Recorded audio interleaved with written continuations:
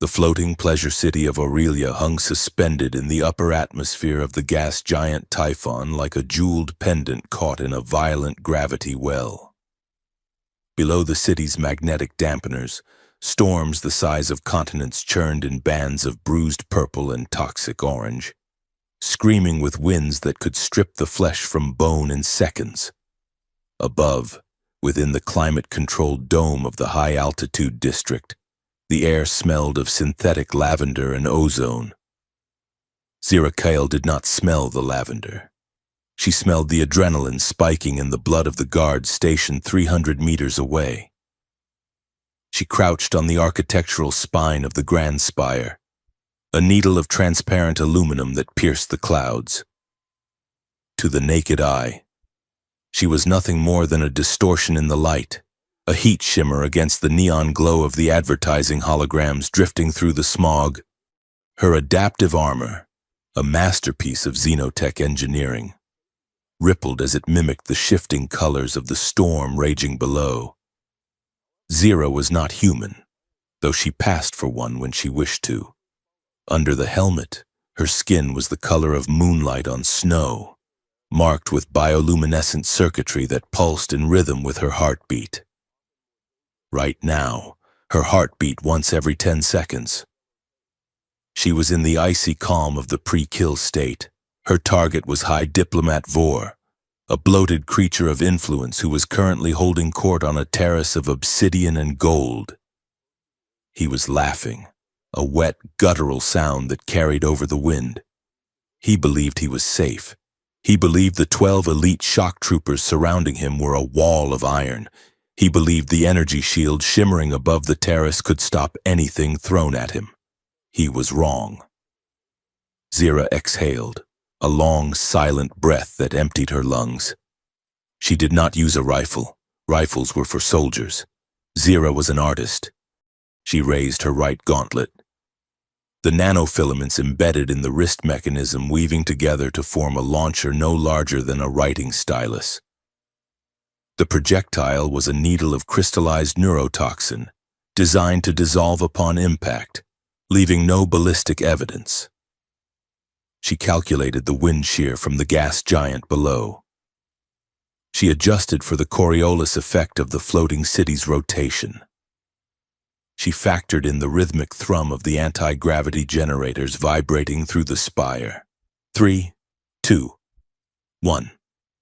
There was no sound when she fired. The needle slipped through the air, threading the needle-eye gap between the shifting shield frequencies, a flaw Zira had spent 3 weeks uncovering.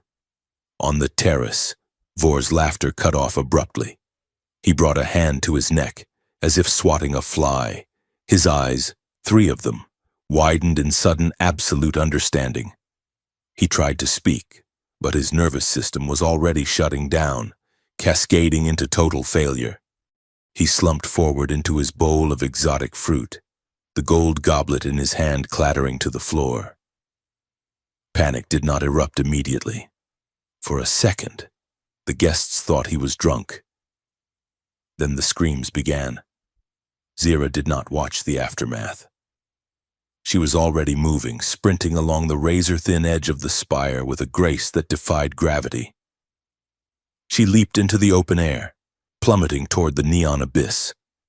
As she fell, the maglocks on her boots engaged, catching the rail of a passing maintenance drone. She rode it down into the shadows of the lower levels, a ghost disappearing into the machine. By the time the news feeds began broadcasting the death of the High Diplomat, speculating on heart failure or poison, Zira was already in orbit, her silhouette just another shadow in the dark. The debriefing room aboard the stealth carrier Silent Verdict was cold. It was a cold that had nothing to do with temperature and everything to do with the emptiness of the space. The walls were matte black, absorbing all light. There were no chairs. Zira stood in the center of the room, her helmet removed, holding it at her side. Her bioluminescent markings were dim, a soft violet hue against the pale alabaster of her skin. Her eyes, solid pools of obsidian without whites or irises, stared straight ahead, A holographic projection flickered to life in front of her. It was a face, or rather, the idea of a face, a digital composite that shifted features every few seconds to prevent recognition. This was the voice of the Cabal, the shadow faction within the Galactic Concord that signed her checks. "The Vor contract is complete," the synthesized voice stated. It sounded like grinding metal. "Funds have been transferred to the usual blind accounts. 5 million credits." Zira did not blink. The shield frequency intel was outdated. I had to improvise. "Adaptability is why you are the most feared asset in the sector. Zira, we do not pay you for complaints. We pay you for results." "Is that all?" Zira asked, her voice melodic but devoid of warmth. She wanted to return to her pod. She wanted the silence of deep space. "No, we have a new contract. Priority Alpha." A file materialized in the air before her. It was thin, dangerously thin. Zira's eyes scanned the data streams, her mind processing the text faster than any human could read. Target, Jace Arden, species human, occupation logistics clerk, class C mechanic. Location Moon 4XJ, colloquially known as Varus.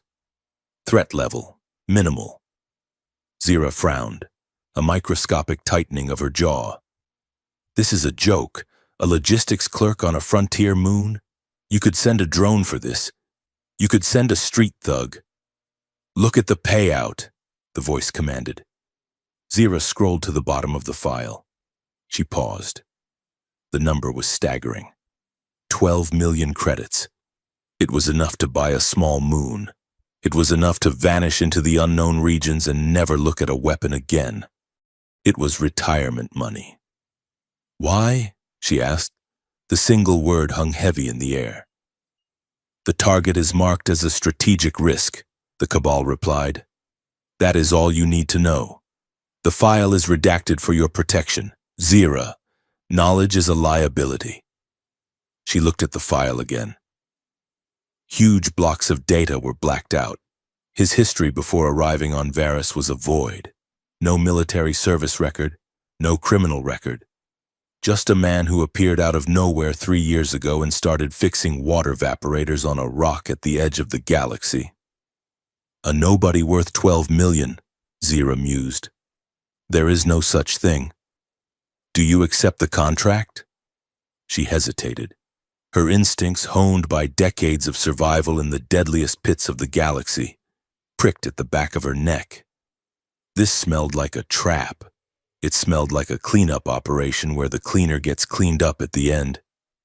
But the number, 12 million. She looked at her reflection in the black wall. She was tired. She had been killing for 60 years, since the warlords of her home world put a rifle in her hands before she could read. She wanted out. This was the ticket. "I accept," Zira said. "Good. Eliminate the target. Retrieve any data drives found on his person or property. Leave no witnesses. The verdict will move to the next sector. You are on your own for transport." The hologram vanished. Zira stood alone in the dark, the data file glowing faintly in her mind's eye. A logistics clerk, a mechanic. She put her helmet back on. The face of the assassin slid over the face of the woman. It did not matter who Jace Arden was. He was just an obstacle between her and silence. The journey to Varus took 4 standard days in hyperspace. Zira's ship, the Nightshade, was an interceptor-class vessel stripped of all comforts in favor of speed and stealth shielding. The cockpit was cramped, smelling of recycled air and gun oil. Zira spent the transit in the cargo hold, which she had converted into a meditation chamber. She sat cross-legged on the floor, floating 3 inches above the deck plates thanks to a portable gravity dampener. The room was dark, save for the candles she had lit. Actual wax candles, a rare luxury she burned not for light, but for the scent of burning wick. She closed her eyes and walked into the void. It was a mental technique taught to her by the monks of the Iron Lotus, the mercenary guild that had purchased her when she was 10. Emotion is a tether, they had taught her, striking her with bamboo canes whenever she cried. Attachment is a weight. To fly, you must sever the rope. To kill, you must be nothing. In her mind, she visualized a vast, dark ocean. She visualized her memories as stones. Stone 1, her mother's face. She dropped it into the water. It sank without a ripple. Stone 2, the first man she killed. A soldier begging for his life in the mud. Splash. Gone. Stone 3, the feeling of the wind on Aurelia. Splash. She stripped herself down until there was nothing left but the mission. Jace Arden, the human. He was not a person. He was a biological machine that had malfunctioned and needed to be deactivated. She repeated this mantra until the rhythm of her pulse slowed to near stasis. Attachments are weaknesses, she whispered to the empty ship. Love gets you killed. Fear gets you killed. Hope gets you killed. She was the weapon. The weapon does not feel. The weapon only functions. A chime from the cockpit broke her trance. The ship's AI, a sarcastic entity named Shade, spoke through the intercom. Approaching the Varus system, mistress. Dropping out of FTL in 5 minutes. You might want to strap in. The navigational charts for this sector are garbage. Zira uncoiled from her hover, her movements fluid. She extinguished the candles with a pinch of her fingers and walked to the cockpit. She slid into the pilot's seat, the gel cushion conforming to her armor. Status, she commanded. We are entering orbit, Shade reported. Varus, Class M planetoid, mostly water, rock, and bad weather. Population, less than 1,000. 1 settlement on the equator. Your target is located in the northern hemisphere. Coastal region, isolated. Through the viewport, the stars stretched from lines of light back into pinpricks. The blue shift of reality stabilizing hit her with a momentary wave of nausea. Then, the moon appeared. It was beautiful.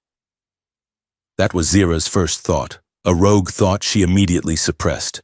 It was a marble of deep, bruised azure and charcoal gray, swirled with white cloud cover. A ring of orbital debris, shattered satellites and old ship hulls encircled it like a crown of thorns. But farther out, beyond the moon, was something else. What is that? Zira asked, pointing at the sensor display. Unknown anomaly, Shade said, sounding irritated. Sensors are reading it as a spatial tear, or maybe a high-density ion storm. It is emitting massive amounts of static interference. It is messing with my subroutines. I recommend we land quickly before it decides to sneeze on us. Plot a trajectory for the northern coast. Stay low. Use the magnetic interference of the junk ring to mask our entry signature. Plotting. Hold on. I am getting a weird energy spike from the anomaly. It is... The warning klaxon screamed. It was not a beep. It was a shriek that vibrated the hull. Surge detected, Shade yelled, the voice synthesis cracking. Massive ion discharge incoming, brace! Zira didn't have time to think. She grabbed the manual flight controls just as the universe turned white. A hammer of invisible force slammed into the nightshade. The ship groaned, the sound of titanium stressing to the breaking point. Sparks showered from the overhead console. The holographic displays fractured and died. Engines offline, Shade screamed. Navigational computer is fried. Anti-grav stabilizers are non-responsive. We are falling. Mistress, we are falling. Switch to auxiliary power, Zira shouted, her hands flying over the manual breakers. Fire the retro thrusters. They are not responding. The surge scrambled the firing sequence. We are caught in the gravity well. Impact imminent in 60 seconds. The viewport was filled with the terrifying rush of the atmosphere. Flames licked at the thermal glass as the ship entered the burn layer. Zira fought the yoke, her muscles straining against the G-forces that pinned her to the chair. She was not a pilot, she was an assassin. But she knew how to survive. "Dump the fuel cells," she ordered. "Eject the reactor core. If we hit with a full tank, we vaporize." Ejecting! A massive thud shook the ship as the rear section detached. The nightshade became a falling brick. The spinning slowed, but the ground was rushing up, a blur of black rock and angry white water. "Brace for impact," Zira whispered, engaging her armor's lockdown mode. The suit stiffened, locking her joints, encasing her in a rigid shell of protection. The crash was not like the movies. It was not a slide. It was a collision. The ship clipped a ridge of jagged stone, shearing off the port wing.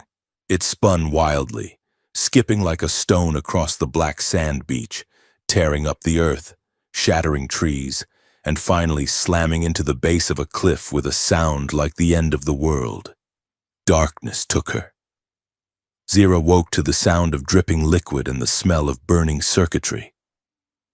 Pain was a distant signal, muffled by the adrenaline blockers in her bloodstream. She ran a diagnostic on her own body before she even opened her eyes. 3 ribs cracked, left ankle sprained, contusions on the torso, concussion protocol active. She was alive. "Shade," she croaked. Silence. "Shade, report." Nothing but the crackle of cooling metal. The AI core was dead. She was alone. Zira manually disengaged the armor lock. With a grunt of effort, she kicked the emergency release of the cockpit canopy. It blew outward with a hiss of hydraulics, landing in the wet sand. She climbed out of the wreckage, stumbling as her ankle protested. She triggered the suit's medical nanites. A cool sensation spread through her leg as the bots began knitting the tissue back together. It would hold for a few hours. She looked around. The landscape was stark, violent, and stunning. Black volcanic sand stretched out to a churning gray ocean. The cliffs rose up like obsidian knives, sharp and unforgiving. Above, despite it being daytime, auroras shimmered in curtains of green and violet, likely a side effect of the anomaly in orbit.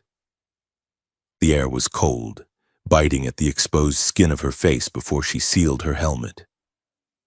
She checked the wreckage. The nightshade was scrap metal. The comms array was a twisted pretzel. There would be no calling for extraction. Not yet. "Focus," she told herself. "The mission remains." She salvaged what she could. Her primary sniper rifle, a Void Stalker heavy railgun, had survived in its shock-proof case. She took a sidearm, a survival kit, and the target locator. The locator was glitching, the screen flickering with static, but it showed a faint pulse. Target location, 5 kilometers inland. Elevation, 200 meters.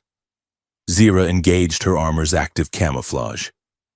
The suit shifted, bending the light around her until she was nothing more than a distortion in the air. She checked the charge on her rifle. 80%, more than enough. She began to walk. The hike was brutal. The terrain was uneven, a mix of slippery shale and dense, coarse vegetation that clawed at her legs. The gravity on Varus was slightly higher than standard, making every step a labor. But Zira moved with the rhythmic efficiency of a predator. She ignored the pain in her ribs. She ignored the warning lights blinking on her HUD. She moved like a ghost through the alien wilderness. She saw creatures, 6-legged lizard things that skittered over the rocks, birds with translucent wings that dove into the sea, but they did not see her. She was the apex predator here. After 2 hours, she reached the ridge overlooking the coordinates. She lay prone in the tall purple grass, deploying the bipod of her railgun. She peered through the digital scope, zooming in on the homestead. It was pathetic. That was the only word for it. It was a small, prefabricated habitat module, the kind used by initial colonists 50 years ago. The white paint was peeling, revealing the gray metal underneath. Solar panels were rigged up on the roof in a haphazard mosaic pattern, likely salvaged from other wrecks. There was a garden where someone was trying to grow tubers in the black soil. There was an old communications tower that looked like a strong wind would knock it over. And there was the shuttle. It was a heap of junk, an atmospheric hopper that looked like it hadn't flown in a decade. 12 million credits for this? Zira whispered, confusion warring with her training. For a farmer? Then she saw him. Jace Arden. He was standing near a large humming machine, the water recycler. He had the cowling off and was deep inside the mechanism, his arms buried in wires and pipes. Zira adjusted the magnification. He looked exactly like the file, and yet completely different. The hologram had shown a face, reality showed a history. He was a human male, perhaps in his mid-30s.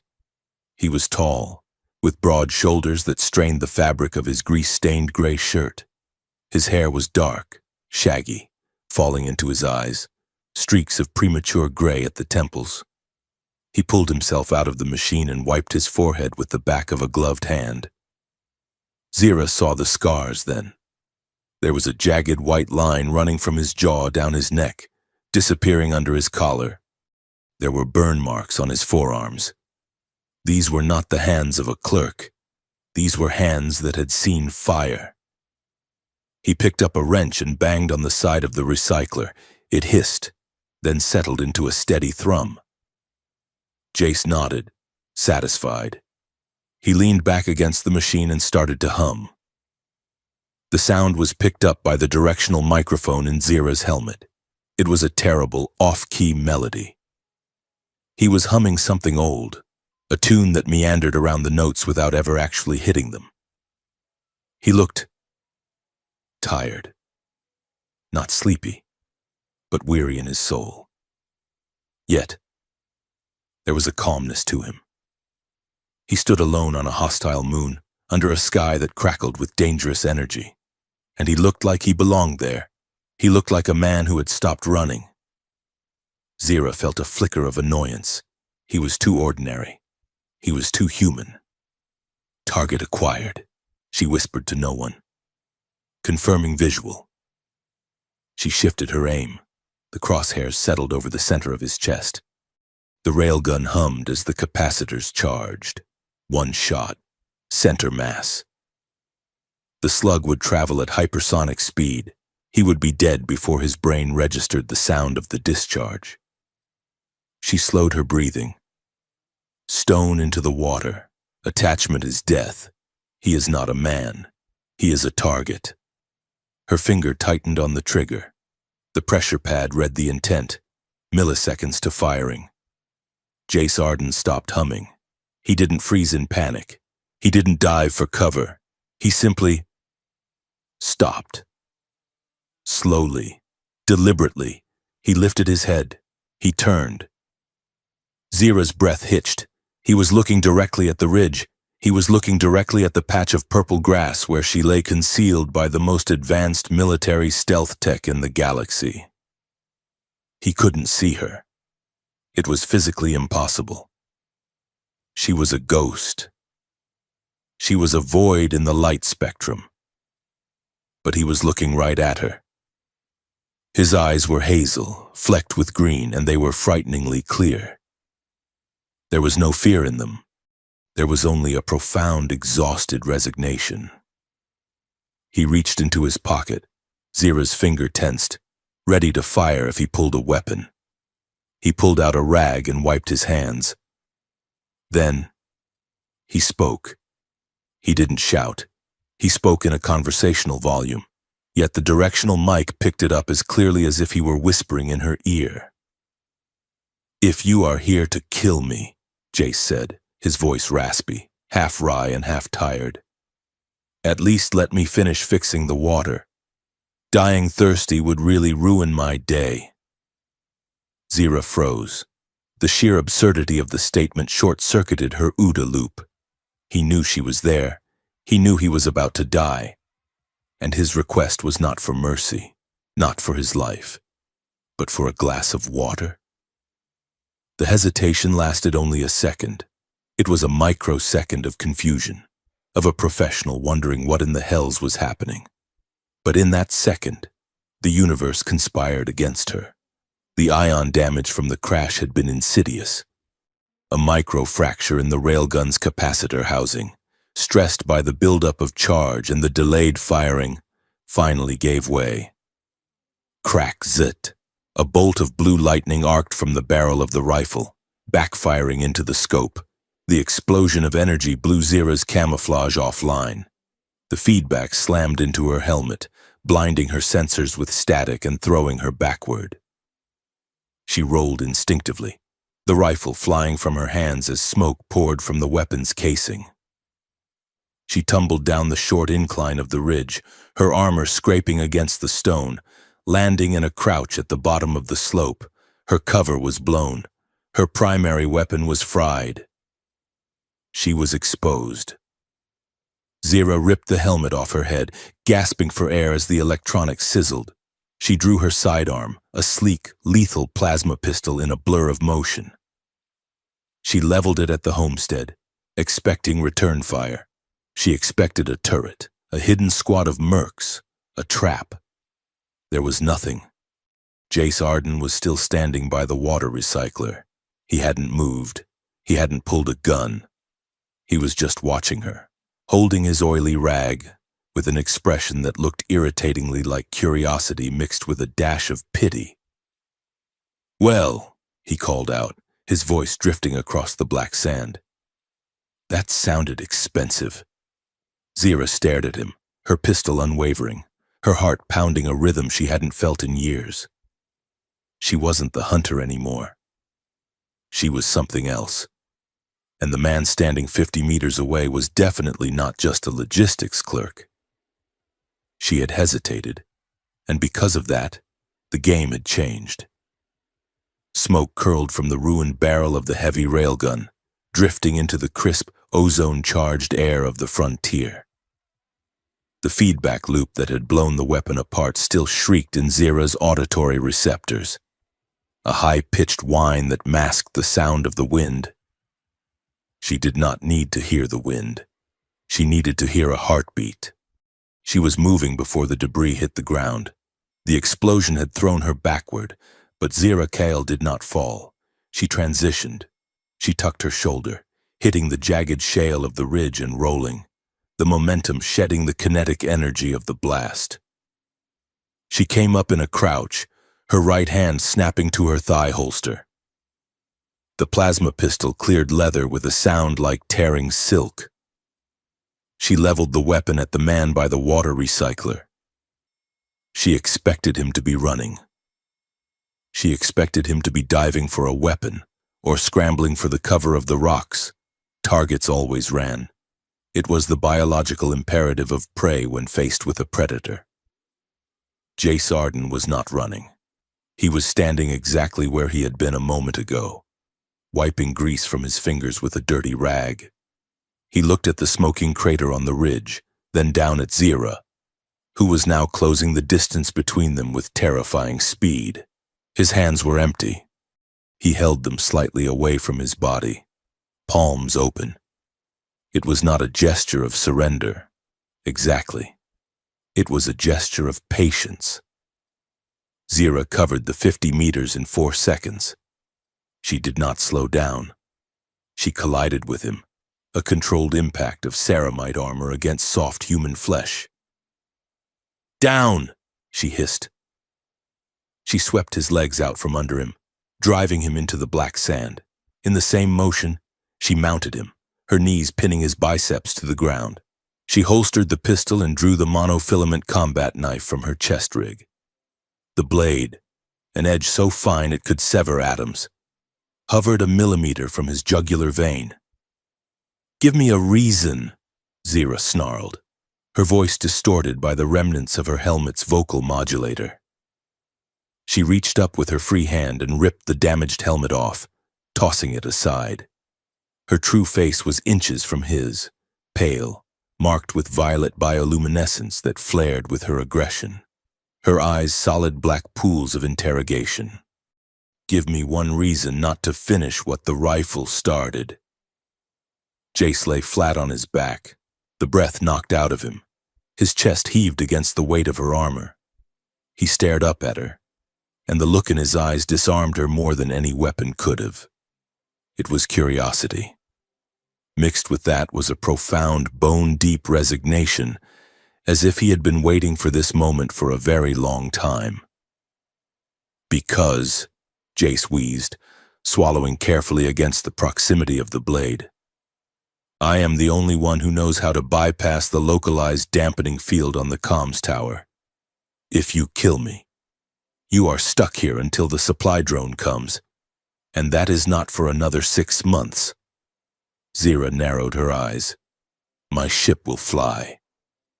Your ship is a lawn ornament, Jace said. His pulse was hammering. She could see the artery fluttering beneath the blade, but his voice remained steady. I heard the crash. You cracked the fusion drive. I can smell the leak from here. Who are you? Zira demanded, pressing the blade closer. A single drop of blood welled up on his skin, bright red against the grit. My intel said you were a logistics clerk. Clerks do not stand still when a railgun explodes. Clerks do not look at me without screaming. I was a clerk, Jace corrected gently. Technically, strategic logistics, but before that, I was an analyst. For whom? For the people who paid you to come here. He did not look away. The Concord, specifically the Strategic Simulation Division. Zira froze. The Strategic Simulation Division was a ghost department. It was the brain of the Concord military, where wars were fought mathematically before a single shot was fired. It was high clearance, higher than a standard kill contract. You are a war game architect, she said, the realization cold in her stomach. I was, Jace said. I built the scenarios. I calculated the acceptable losses. I designed the algorithms that decided which colonies were worth saving and which ones were expenditure. He closed his eyes for a brief second, a shadow of pain crossing his face.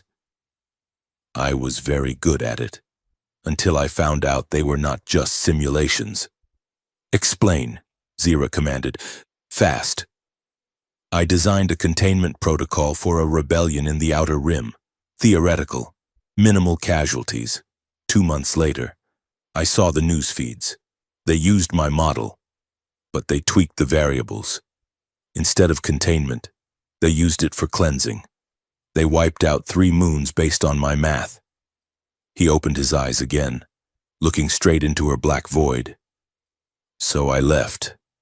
I took something of theirs and I ran, and I have been waiting for you, or someone like you, ever since. Zira studied his face. Her training screamed at her to finish the job. He was the target. The contract was absolute, but the anomaly in the mission profile, the redacted file, the massive payout, suddenly made sense. They were not paying her 12 million credits to kill a mechanic. They were paying her to bury a loose end that knew where the bodies were buried. And if he knew that much, he knew things that could keep her alive. She withdrew the blade but did not holster it. She grabbed him by the collar of his grease-stained shirt and hauled him to his feet. Move, she ordered, shoving him toward the small house. Inside. You are not going to kill me? Jace asked, stumbling slightly but regaining his balance. Not yet, Zira said, but do not test my patience. I have had a bad landing. She marched him to the homestead, her pistol pressed against the small of his back. The structure was a patchwork of salvaged metal and reinforced polymer, typical of the frontier. but reinforced in ways a trained eye could spot. The door had a triple lock mechanism. The windows were ballistic glass. "Open it," she said. Jace punched a code into the keypad. The door hissed open. Zira shoved him inside and followed. The door sealing shut behind them with a heavy thud. The interior of the homestead hit Zira with a wave of sensory confusion. She was used to the sterile, monochromatic aesthetic of military carriers and high-end assassin suites. Everything in her life was stowable, cleanable, and lethal. This room was a riot of life. It smelled of stale coffee, old paper, and machine oil. The main living space was cluttered but cozy. A worn leather jacket was draped over the back of a chair. A guitar, its wood scratched and faded, leaned against the wall next to a stack of physical books, paper books, rare and archaic. On a small table there were 3 mugs, none of them matching, one half filled with a dark liquid. A drawer was slightly open, revealing a tangle of wires, spare parts, and useless trinkets, a polished stone, a feather, a broken chronograph. It was messy. It was inefficient. It was undeniably human. It made Zyra's skin crawl. It felt like walking into someone's mind. She pushed Jace toward a sturdy metal chair in the center of the room. "Sit." He sat. He watched her as she scanned the room for threats, checking corners, checking sightlines. "You can relax," Jace said, rubbing his neck where her blade had nicked him. "I live alone, unless you count the sand rats under the floorboards." "Silence," Zyra snapped. She found a coil of heavy-duty cargo zip ties on a shelf. She grabbed them and approached him. "Hands behind the chair," Jace complied, leaning forward. "You know," he said as she tightened the plastic cuffs around his wrists. "For a galactic assassin, your bedside manner is lacking. Most guests at least take off their boots." "I am not a guest," Zyra said, tightening the bind until she heard the plastic whine. "I am the executioner who is taking a coffee break. Do not confuse the two." She walked around the chair and stood in front of him. She was imposing in her armor, a statue of war in his living room. But she was also hurting. The adrenaline was fading, and the pain in her ribs was sharpening to a hot knife. She ignored it. "Talk," she said. "The file, the one you stole, what is on it?" "Encryption keys," Jace said, "and logs, communication logs between the conquered high command and a private sector faction. They call themselves the Obsidian Circle." Zyra went still. She knew that name. It was a rumor, a ghost story told in the mercenary cantinas. "The Circle is a myth," she said. "Is it?" Jace tilted his head. "Who signed your contract, Zyra?" She did not answer.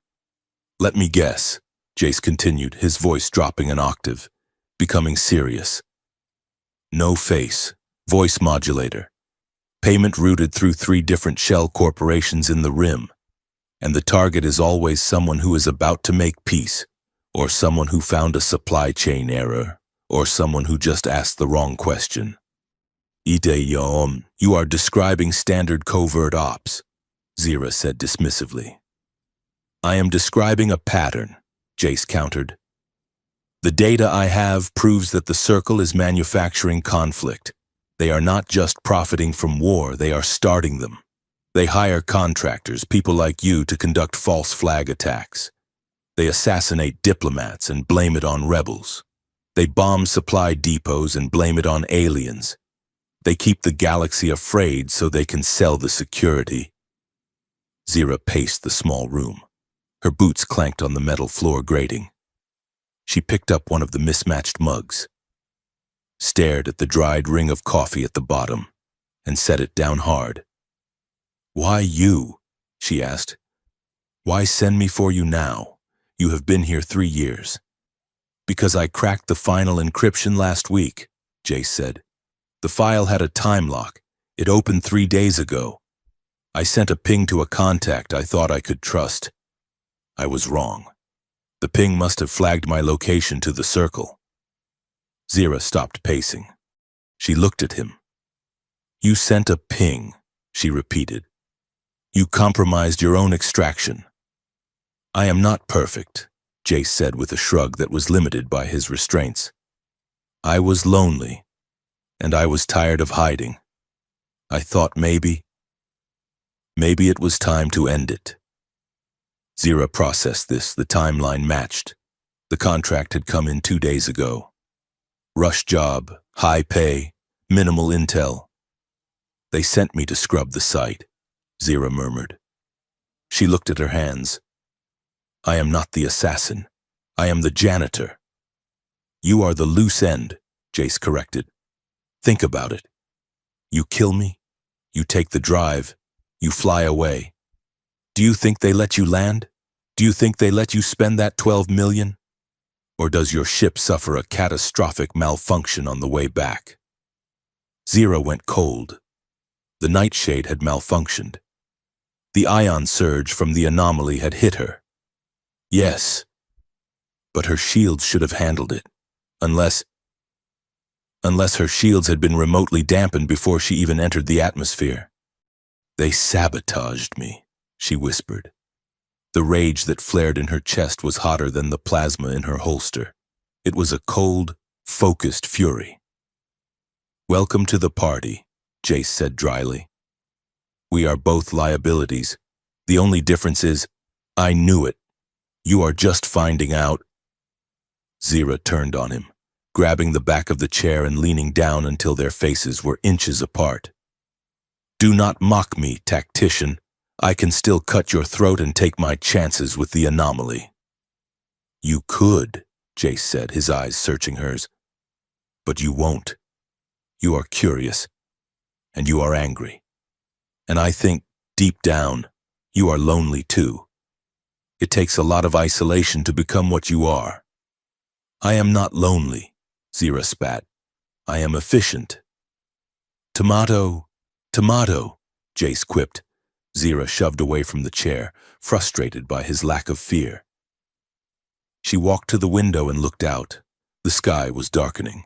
The auroras were swirling with greater intensity, casting sick green light over the black sand. The wind was picking up, howling around the corners of the homestead. My ship is dead, she said, more to the window than to him. My long-range comms are fried. The anomaly is blocking the orbital relay. I told you, Jace said. We are stuck. The storm season on Varys is starting. When that anomaly flares, nothing gets in or out of the atmosphere for days. Zira rested her forehead against the cool glass. She was trapped on a rock with a target she couldn't kill, hunted by employers who wanted them both dead. I need to check the perimeter, she said. If they know I failed, they will send a backup team. They will, Jace agreed. But not in this storm. Even the circle can't fly through an ion shear. We have tonight. Zira turned back to the room. The lights flickered, dimmed, then buzzed back to life. I am untying you, she said. Jace raised an eyebrow. Trust? Logistics? She corrected. I cannot shoot intruders if I am babysitting you. But if you try to run, if you try to access a weapon, I will remove your thumbs. Am I clear? Crystal, Jace said. She cut the zip ties with a quick slash of her knife. Jace rubbed his wrists, wincing. Thank you, he said. He stood up and stretched. He walked over to the small kitchenette. I am making tea. You want some? It is local root bark. Tastes like dirt, but it has caffeine. No, Zira said. She sat on the edge of the desk, watching him.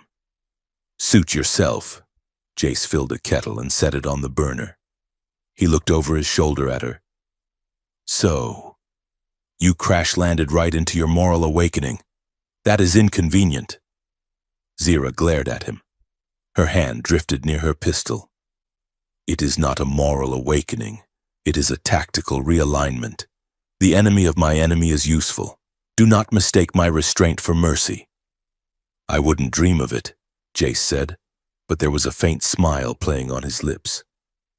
But you are not killing me. That is a start. The dangerous glint in Zira's eyes softened. Just a fraction. A reluctant curl touched the corner of her mouth. Do not push your luck, human. Jace, he said. My name is Jace. Zira, she replied, against her better judgment. The storm broke an hour later. It was not rain. It was a deluge. Thunder shook the foundations of the house. The lights flickered and died, leaving them in the gray gloom of the emergency backup strips running along the floor. Zira sat in the corner of the room, her back to the wall, her knees drawn up. She had removed her chest plate and shoulder guards to inspect the damage to her ribs. Her undersuit was torn at the side, revealing a nasty purple bruise and a laceration that was oozing slow. Dark blood. Jace moved around the room, lighting a few chemical lanterns. He placed one on the table near her. Let me see that, he said, nodding at her side. It is fine, Zira growled. My nanites are working. Your nanites are slow, Jace observed. You are pale, and you are favoring your left side. I have a med kit, real bandages, antiseptic. I do not need help. Everyone needs help. Zira, even weapons. He didn't wait for permission. He knelt beside her, opening a white plastic box. He took out a scanner and ran it over her side. 3 ribs fractured, he murmured. Deep tissue bruising. The cut needs sealing. He reached out. His hand, calloused and stained with grease, hovered over her skin. It was shaking slightly. Zira watched the tremor. It wasn't fear, she realized. It was the aftermath of adrenaline. And perhaps awe. He was touching an alien assassin who could kill him with a thought. Do it, she whispered. He touched her. His fingers were warm. He applied a numbing gel to the wound, his touch incredibly gentle. He worked with a focus that reminded her of how he had looked at the water recycler. He was fixing something. Zira stared at the top of his head. She could smell him, soap and old engine oil. It was a grounding scent. For the first time in decades, she was not the one in control of a physical interaction. She was not striking or blocking. She was being tended to. It was terrifying. Why are you doing this? She asked softly. I came to kill you. Jace finished applying a dermal patch and sat back on his heels.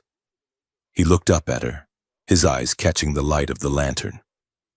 Because you didn't, he said, and because I am tired of death, even yours. The silence that stretched between them was thick, charged with the storm outside and the heat inside. The air felt heavy. I was the galaxy's most feared assassin, Zira said, the words slipping out before she could check them. Her voice was barely a whisper. I have walked through fire. I have killed kings in their sleep. And still, nothing feels as dangerous as this room right now. Jace looked at her. He didn't laugh. He didn't deflect. He understood. It wasn't the threat of violence that was dangerous. It was the threat of connection. I know, he said, his voice low and rough. I am just a lone man with too many regrets. Zira, and you are, well, you are you. He let out a short, breathy laugh. I am the worst person to impress. You shouldn't be afraid of me.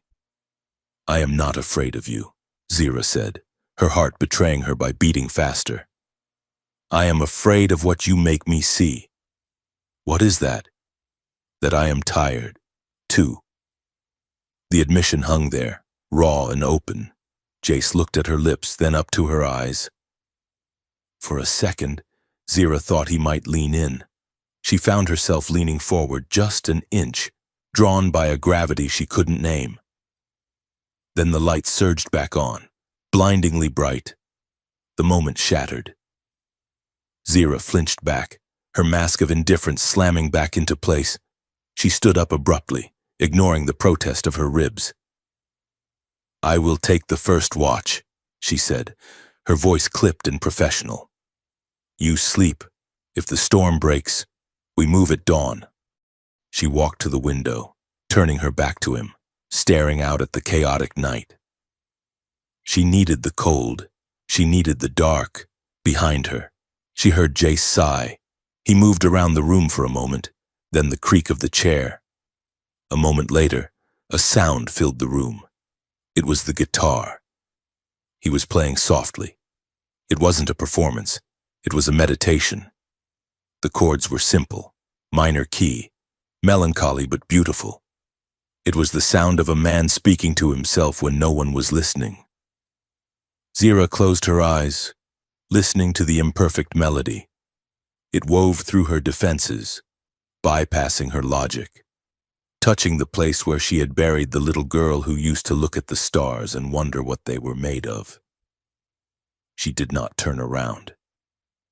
She stood guard over the man she was supposed to kill, while he played a song for the ghost she was trying not to become. The storm raged on, but inside the homestead, the war had paused. And in that pause, something new was beginning to take root, something fragile, dangerous, and absolutely necessary. The sun on Varys rose not as a gentle dawn, but as a bruising of the eastern horizon, bleeding purple and sullen gray into the lingering storm clouds. Zira Kyle had not slept. Her internal chronometer had ticked off every second of the night, marking the passage of time with the same cold precision she used to calculate windage on a sniper shot. She stood by the communications console Jace had rigged from salvaged parts, the green glow of the monitor reflecting in her pitch-black eyes. The storm had scrambled the long-range arrays, but short-range reception was beginning to bleed through the static as the atmospheric ionization settled. Jace was still asleep in the corner, curled on a cot with a tattered wool blanket pulled up to his chin. He looked maddeningly peaceful for a man marked for death. The console chirped. It was a low, discordant sound, a ghost in the machine. Zira leaned in, her fingers dancing over the analog dials, filtering the white noise. A voice, heavily encrypted but unmistakable in its cadence, cut through the speaker. "Bird of prey to nest. We are entering the gravity well. Salvage operation commences in T-12 hours. Confirming sanitation protocols. No organic residue to remain." Zira froze. Salvage operation was Concord Black Ops slang for a total wipe. Sanitation meant they were not just coming to kill Jace, they were coming to burn the site down to the bedrock, and Bird of Prey was the call sign of the Sigma-9 heavy response team. They were not subtle, they were hammers. Jace shifted on the cot, groaning as he woke. "Is the coffee ready, or are you just staring menacingly at the radio?" "They are coming," Zira said. Her voice was flat, devoid of the panic that would have seized a normal person. "Sigma-9, 12 hours out. Probably less if they burn hard on the descent." Jace sat up, the sleep vanishing from his face instantly. He rubbed a hand over the stubble on his jaw. "Sigma-9? They don't send a heavy team for a clerk. Zira. They send them to level cities." "They know I failed," Zira stated. She turned to face him, her silhouette framed by the harsh morning light of the window. "Or they never expected me to succeed. I was the first wave, the disposable wave. Now they are sending the cleaners to bury us both." Jace threw the blanket aside and stood up, moving to the window to look at the clearing sky. "If they are 12 hours out, we have time to run." "Run where?" Zira asked, her tone sharp. "My ship is slag. Yours is a museum piece. The terrain is volcanic rock and open tundra. If we move into the open, their orbital scanners will pick us up before we clear the ridge. We are not running." "So we stay?" Jace looked at her incredulously. In a prefab shack against a heavy assault team? That is suicide. It is a kill box, Zira corrected. But it is our kill box. We fortify. We lay traps. We wait for the breach team, eliminate them, and take their extraction shuttle. No, Jace said firmly. Zira blinked. She was not used to the word. Excuse me? I said no. We are not turning my home into the Alamo just so you can rack up a body count. I know this moon. There are lava tubes 5 kilometers north. High magnetic interference. We can hide there. And starve? Zira stepped closer, her height and armor making her loom over him. I am a tactician of slaughter. Jace, you are a tactician of paper. Listen to me. If we run, we die tired. If we fight, we have a probability of survival. You want to use me as bait, Jace realized, his hazel eyes hardening. You want to stick me in the window to draw their fire while you flank them. It is the most efficient strategy, Zira said, not denying it. You are the primary objective. They will focus on you. I am not a worm on a hook, Zira. You are if you want to live. The shout rang in the small metal room. They stood chest to chest, the assassin and the analyst, neither yielding ground. Zira felt a pulse of frustration that was foreign to her. Why did he not see the logic? Why did he cling to survival methods that relied on hiding rather than striking? Jace took a breath, holding her gaze. We are not fighting them on their terms, and we are not hiding in a hole. We are leaving. How? Zira swept a hand toward the junk-strewn yard outside. With what? With the Kestrel, Jace said, pointing toward the patched-up shuttle. I fixed the intake manifold yesterday. It flies. It's ugly. And it shakes like a wet dog. But it flies. It will never break orbit with the anomaly flaring, Zira countered. The ion shear will tear it apart. We don't need to break orbit, Jace said, his voice dropping, becoming intense.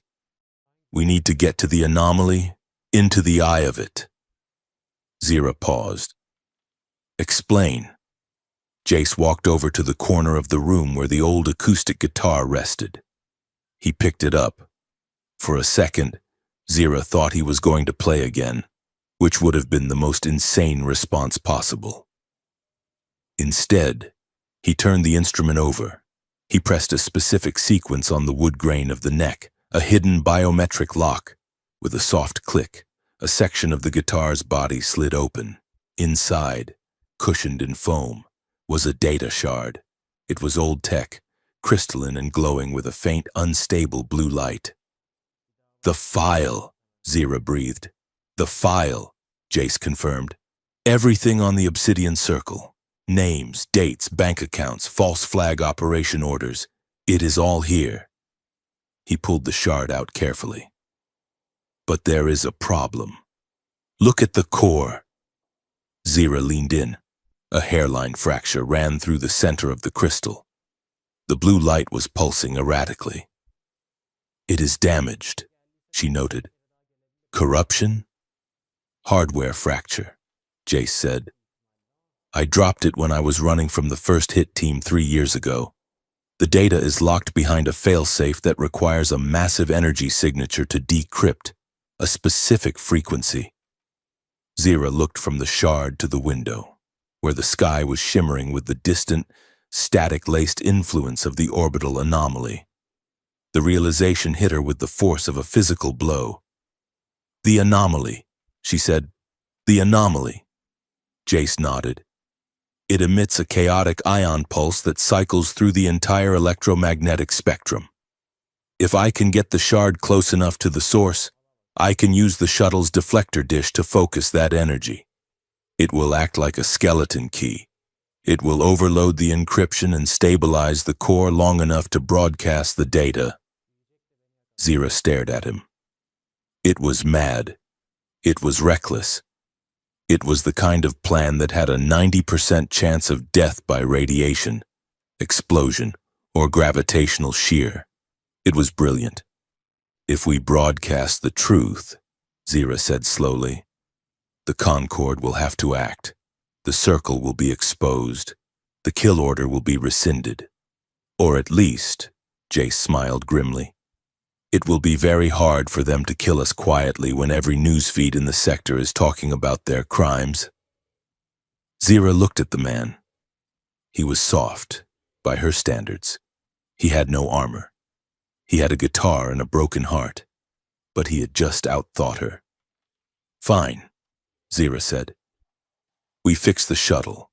We fly into the giant space storm. We save the galaxy. See? Jace slapped her on the shoulder pauldron, a gesture of camaraderie that made her flinch. I knew you were an optimist. The next 6 hours were a blur of grueling, frenetic labor.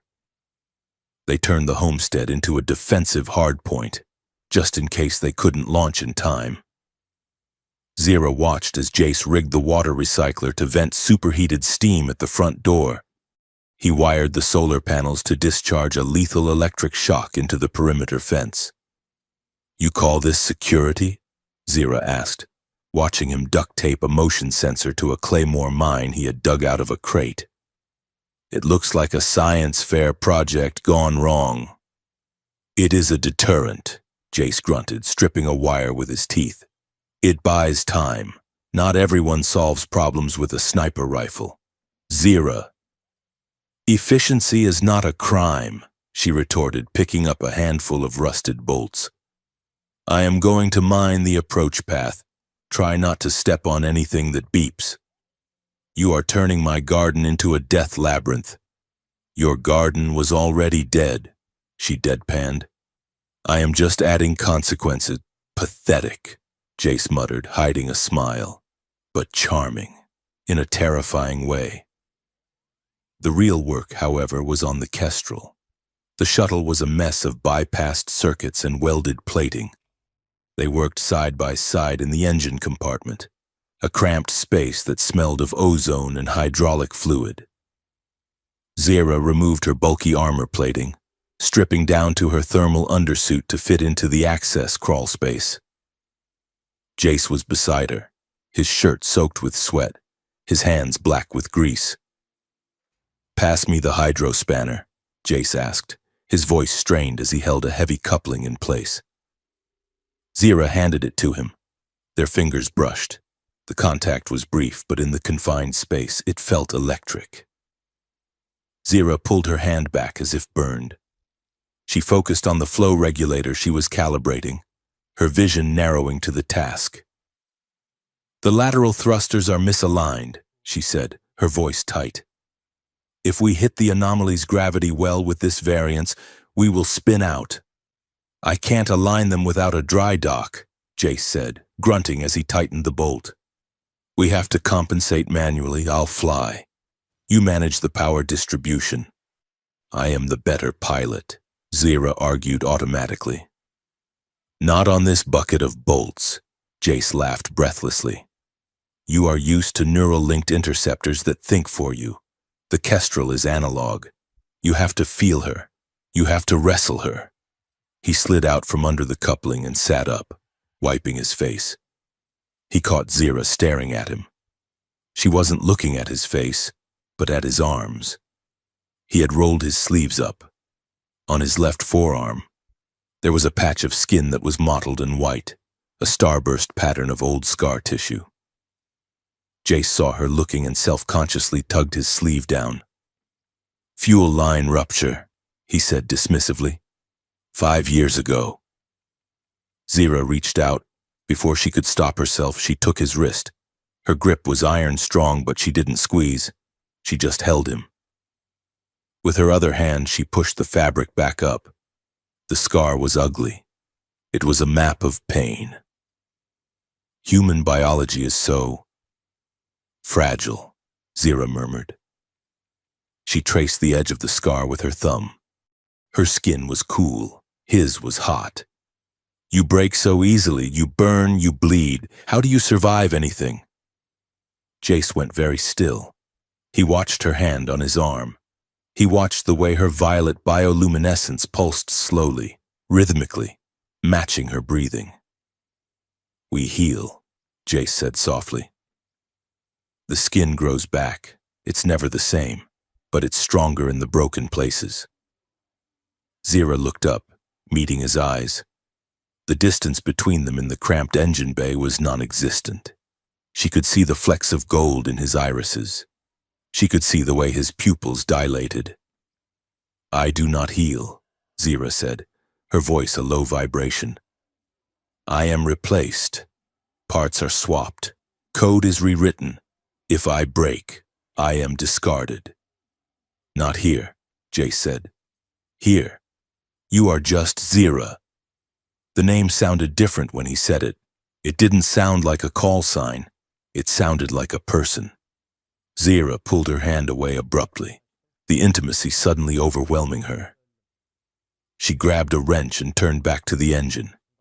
"The coupling is secure. We should test the ignition." Jace didn't push. He let her retreat into the work. But the air in the shuttle had changed. It was no longer just the smell of grease. It was the scent of something smoldering. Night fell with the suddenness of a shutter closing. The storm had passed, leaving the sky scoured clean. The stars above Varus were blindingly bright, a diamond dust scattered across the void. The anomaly was a smear of iridescent light near the zenith, a beautiful, deadly bruise on the universe. They sat on the flat roof of the homestead, waiting. The sensors were active. The traps were set. The shuttle was primed. Now, there was nothing to do but wait for the kill team. Jace had brought 2 mugs of tea. Zira accepted one, warming her hands on the ceramic. She had put her chest plate back on, but left the helmet off. The wind ruffled her hair that shimmered with faint fiber-optic light. "They will come before dawn," Zira predicted, scanning the horizon. "They prefer the tactical advantage of low light." "You talk about it like it is a weather pattern," Jace said, "like it is inevitable." "War is a weather pattern," Zira said. "I have lived in the rain for 100 years. Jace took a sip of his tea. 100? You don't look a day over 25. Genetics, biomods, stasis sleep between contracts. She looked at him. "I was born on a colony world in the Traverse. The Iron Lotus Guild took me when the warlords razed my village. I was 10 years old. They put a rifle in my hands and told me that if I wanted to eat, I had to hit the target." Jace was silent, listening. "I hit the target," Zira continued, her voice devoid of self-pity. "I hit every target. They rewarded me. They gave me armor. They gave me augmentations. They told me that feelings were glitches, that mercy was a malfunction. I believed them. Because when I was a weapon, I was safe. Weapons don't get hurt. Weapons don't cry." She looked at her hands, the hands that had killed more people than she could count. "I thought I was strong, but looking at you, fixing a toaster while a hit team is inbound, I think I was just hiding." Jace set his mug down on the roof tiles. He hugged his knees, looking up at the anomaly. "I wasn't a child soldier," he said quietly. "I was a prodigy, top of my class at the academy. I saw war as a puzzle, vectors, resource management, attrition rates. I sat in a bunker on Prime, drinking synth coffee, and I moved little blue icons across a screen. And every time I moved an icon, 10,000 people died on a world 3 sectors away." His voice cracked. "I didn't smell the smoke.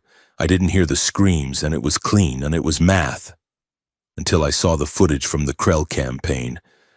I saw a school that was in the center of my acceptable loss zone."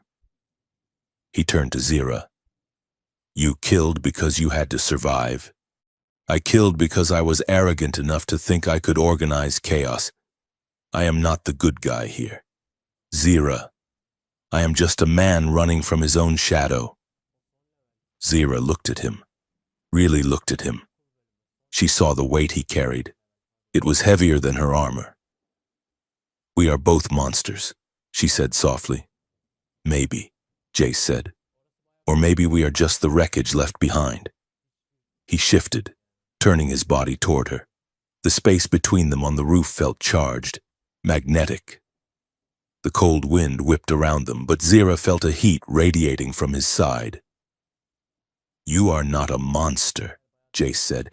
"I have seen you today. I saw you hesitate. I saw you fix my engine. I saw you touch my arm." "Weakness," Zira whispered, though she didn't believe it. "Humanity," Jace corrected. He reached out. His hand moved slowly, giving her every chance to stop him, every chance to break his wrist or draw her knife. She didn't move. He tucked a stray strand of her glowing hair behind her ear. His knuckles brushed the sensitive skin of her jaw. Zira froze. Her breath hitched in her throat. Her training screamed threat, but her heart screamed finally. She leaned into his touch, just a fraction of an inch. It was a surrender. It was the most terrifying thing she had ever done. The contact sent a shock through her nervous system that eclipsed the pain of her broken ribs. It was grounding. It was real. It anchored her to the roof, to the moment, to him. Jace's eyes searched hers, dark and intense. His gaze dropped to her lips, then back up. The question was there. The want was there. "Zira," he breathed. She turned her face into his palm. She closed her eyes, her lips parting slightly. She wanted this. She wanted to know what it felt like to be touched not in violence, but in desire. Beep, beep, beep. The proximity alarm on her wrist comp shattered the world. Both of them jerked back as if electrocuted. Zira was on her feet in a millisecond, her pistol in her hand, the assassin back in control before her heart could even slow down. Jace scrambled up, knocking over the tea mugs. "Status!" Zira barked, checking the readout on her gauntlet. "They are early," she cursed. "Sigma 9, 2 dropships, entering atmospheric braking. They will be on top of us in 4 minutes. They stared at each other. The moment on the roof, the tenderness, the almost kiss, hung between them like a ghost. It was unfinished. It was a promise cut short by the reality of their lives. Jace looked shaken, his chest heaving. 4 minutes. We can't launch the Kestrel cold. It needs 5 minutes to cycle the pre-flight. Then we buy time, Zira said, her mind locking into combat geometry. We cannot fight them head-on. They have air support. We have to make them think they have already won. How? We fake it, Zira said, her eyes blazing with a new plan. We blow the homestead. We trigger the gas main on the water recycler. A massive thermal bloom. They will think their entry bombardment hit a fuel cache. And us? We will be under the floorboards in the smuggler's crawlspace you didn't think I saw. Zira said fast. When they land to confirm the kill, we ambush the sweep team. We take their comms. We create chaos. And in the confusion, we launch the Kestrel. Jace looked at her. It was desperate. It was dangerous. You want to blow up my house? Jace asked, a hysterical edge to his laugh. It is a tactical sacrifice, Zira said. She grabbed his shoulder, her grip hard. Jace, focus. We are going to live. But you have to trust me. Can you do that? Jace looked at her hand on his shoulder. He looked at the fierce determination in her alien eyes. The flicker of desire was still there, buried under the warrior's focus, but burning hot. I trust you, Jace said. Let's blow it up. Zira nodded, releasing him. Move, grab the guitar. I will rig the charges. As they sprinted for the ladder, Zira spared one last glance at the spot where they had sat. She memorized the feeling of his hand on her face. If they died tonight. She wanted that to be the last thing she remembered. Not the blood, not the war. Just the touch of a man who saw her. 4 minutes, she whispered to the stars. Make it count. She dropped through the hatch, descending into the dark, ready to burn the world down to save the one thing in it she was starting to care about. The sky above the homestead did not darken, it solidified. The clouds, previously ragged remnants of the storm, were sheared apart by the descending bows of 2 Concorde heavy assault gunships. They came down like iron hammers, their searchlights cutting cones of blinding white through the gloom, turning the black volcanic sand into a stark, high-contrast nightmare. The roar of their engines was a physical weight, vibrating the fillings in Zira's teeth and rattling the loose plating of the crawl space where she and Jace huddled. Zira checked her chronometer. Timing was the only god she prayed to now. Wait for the thermal bloom, she whispered, her voice barely audible over the screaming turbines. She was pressed tight against Jace in the dark, smelling the dust of the earth and the sharp tang of his fear.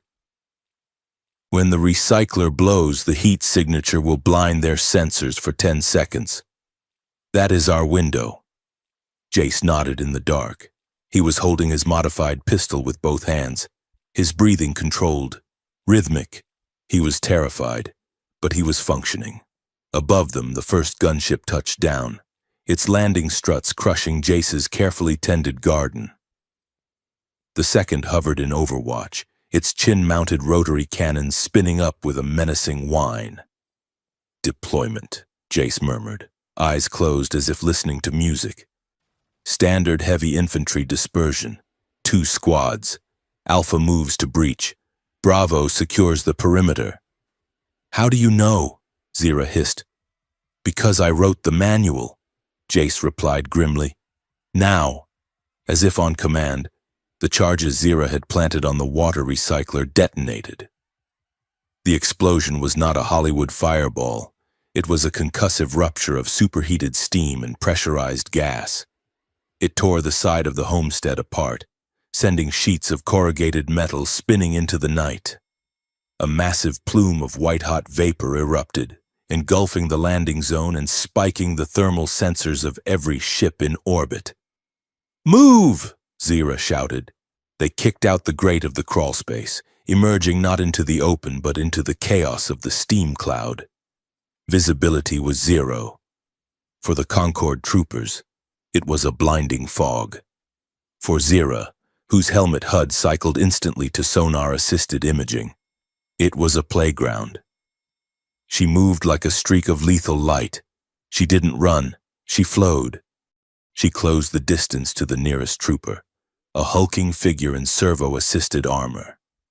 Before he could raise his rifle, she swept his legs, drove her knee into his chest plate, and fired a single plasma bolt into his helmet seal. He dropped without a sound. Left flank, drones! Jace's voice cut through her comms. Zira spun, trusting him instantly. 3 hunter-seeker drones were emerging from the vapor, their red eyes scanning.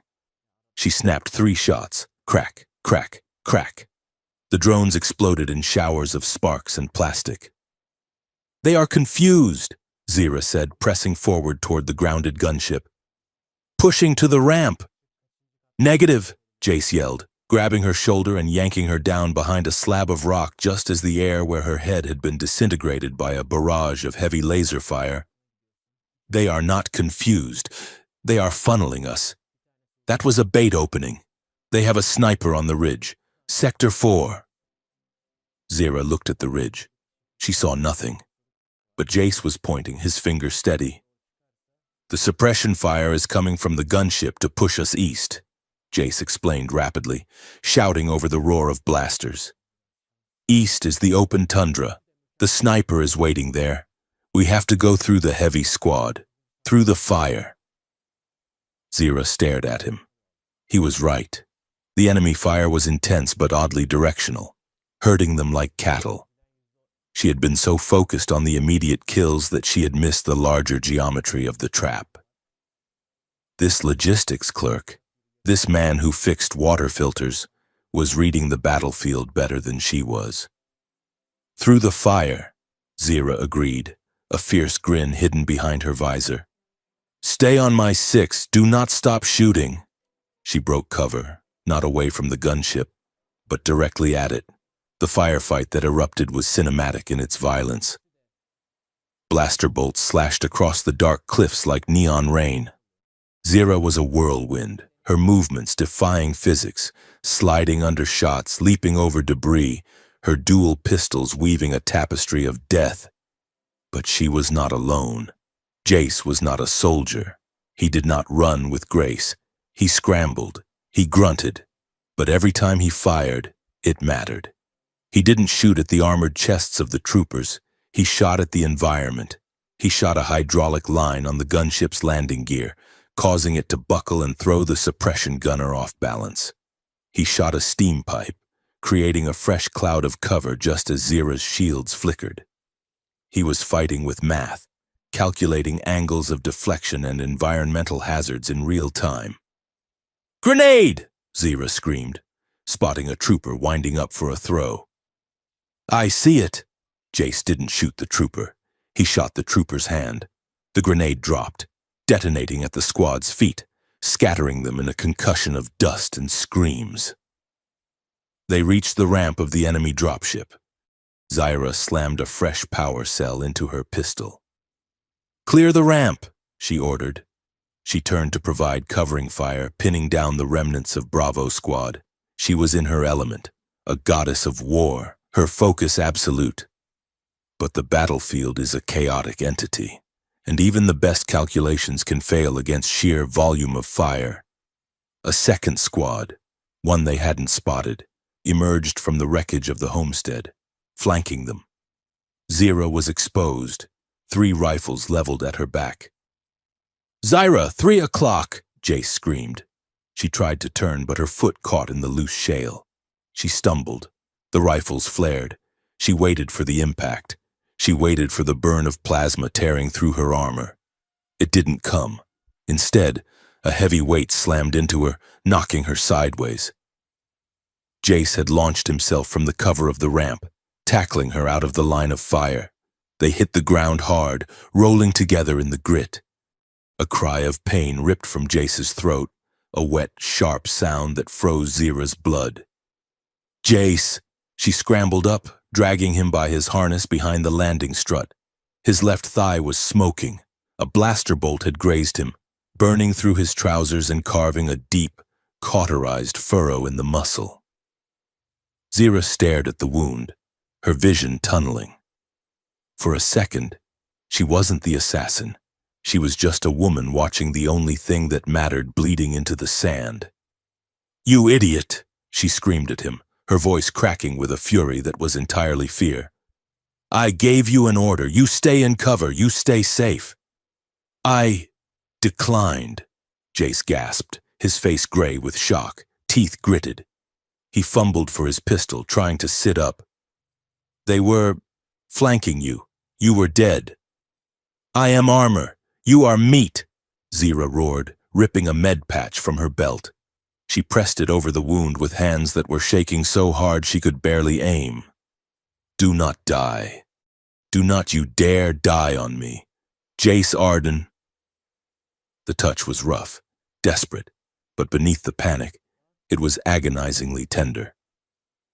She pressed down, trying to hold his life inside his body with sheer will. "I'm okay," Jace wheezed, forcing a lopsided grin that didn't reach his eyes. "Just a scratch, can we steal the ship now?" Zira looked at him. She looked at the blood on her gloves. Something inside her fractured, the cold, hard diamond of her discipline cracking to reveal a molten core of rage. She stood up. She didn't take cover. She stepped out from behind the strut. Dual pistols raised. "Cover your ears," she said calmly. She unleashed hell. She didn't aim. She simply willed the enemy to cease existing. She emptied her power cells into the flanking squad, driving them back with a ferocity that was terrifying to behold. "Get in the ship," she yelled, grabbing Jace by the collar and hauling him up the ramp. They stumbled into the troop bay of the Concorde dropship. The pilot, seeing Zira's face, reached for his sidearm. Zira didn't even slow down. She threw her empty pistol. It struck him in the temple, knocking him unconscious. She shoved his body out of the seat and strapped herself in. Jace collapsed into the co-pilot's chair, clutching his leg. "Hang on!" Zira slammed the throttles forward. The dropship roared, lurching into the air. The rear ramp was still closing as they blasted away from the surface, the G-force pressing them into the seats. On the screens, the rear-view camera showed the homestead, the fuel lines finally caught, the entire structure, the mismatched mugs, the warm chair, the books, the life Jace had built from scrap, vanished in a towering pillar of fire. Jace watched it burn. He didn't look away. He watched the only home he had allowed himself to have turn to ash because he had let someone inside the door. "I am sorry," Zira whispered, her hands white-knuckled on the yoke. "Don't be," Jace said, his voice quiet. "It was just a house.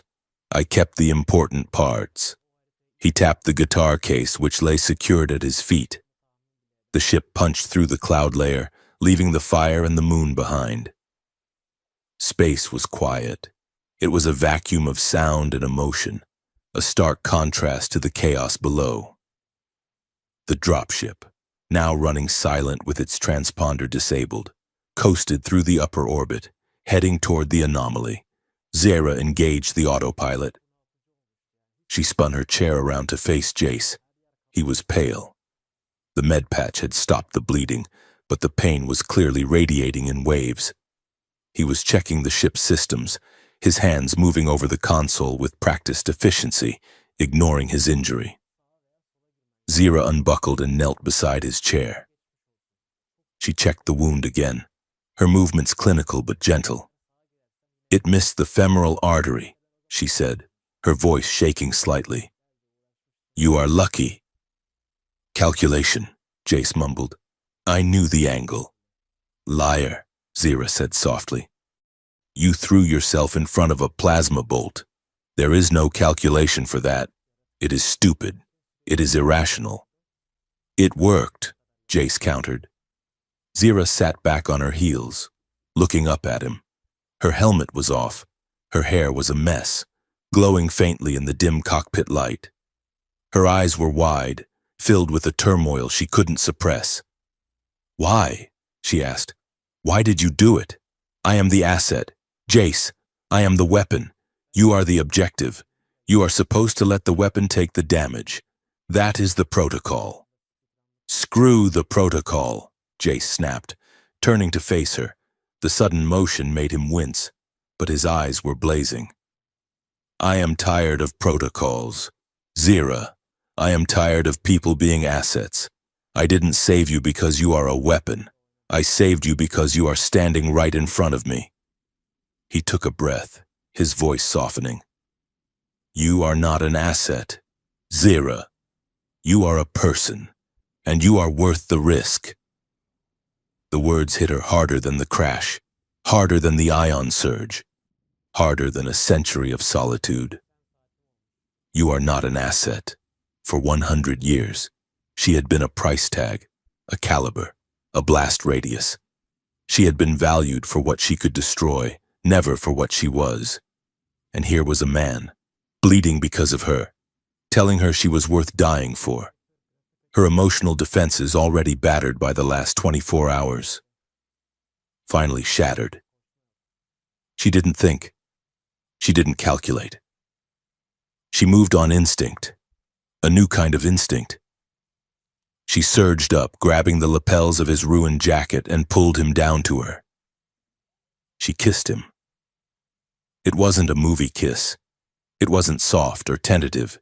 It was sudden, fierce, and almost angry. It was a collision of lips and teeth, a desperate claiming of life in the face of death. It was the taste of adrenaline and blood and survival. Jace froze for a split second, then he melted. His hands came up. tangling in her hair, pulling her closer. He groaned low in his throat, a sound of relief and hunger. They clung to each other as the stars streaked by outside. Zira's hands clenched on his armor plates, on the cotton of his shirt, trying to pull him inside her skin. She needed to feel him real. She needed to know that this heat was not a simulation. They broke apart, chests heaving, foreheads pressed together. Zira's eyes were wide, dark, and terrified. She was trembling. She stammered. I do not know how to do this. I do not know how to be this. Neither do I, Jace whispered, his breathing ragged. He brushed his thumb over her cheekbone. But we are figuring it out. You make me feel small, Zira confessed, the words tumbling out. And huge, at the same time. I am the galaxy's most feared assassin, and I am terrified that you will stop touching me. I am not going to stop, Jace promised. He leaned in again, softer this time, his lips brushing hers with a reverence that made her knees weak. It was a humbling moment. She was not humbled by his strength. She could break him in half. She was humbled by his insistence on seeing her, by his refusal to fear her, by the fact that he looked at a monster and saw a woman. Whoop, whoop, whoop. The cockpit turned red. The proximity alarm screamed, shattering the intimacy like a hammer through glass. Zira jerked back, spinning her chair around to the console. Her hands flew over the controls, the soldier instantly replacing the lover, though her heart was still hammering against her ribs. Contact, she shouted. Massive signature, 12 o'clock. It is a blockade, Jace said, reading the sensor data. 3 frigates and a carrier. They are parked right in front of the anomaly. Through the viewport, the stars were blocked out by the silhouette of the Concorde fleet. They were waiting. They knew exactly where Jace would go. They are hailing us, Zira said.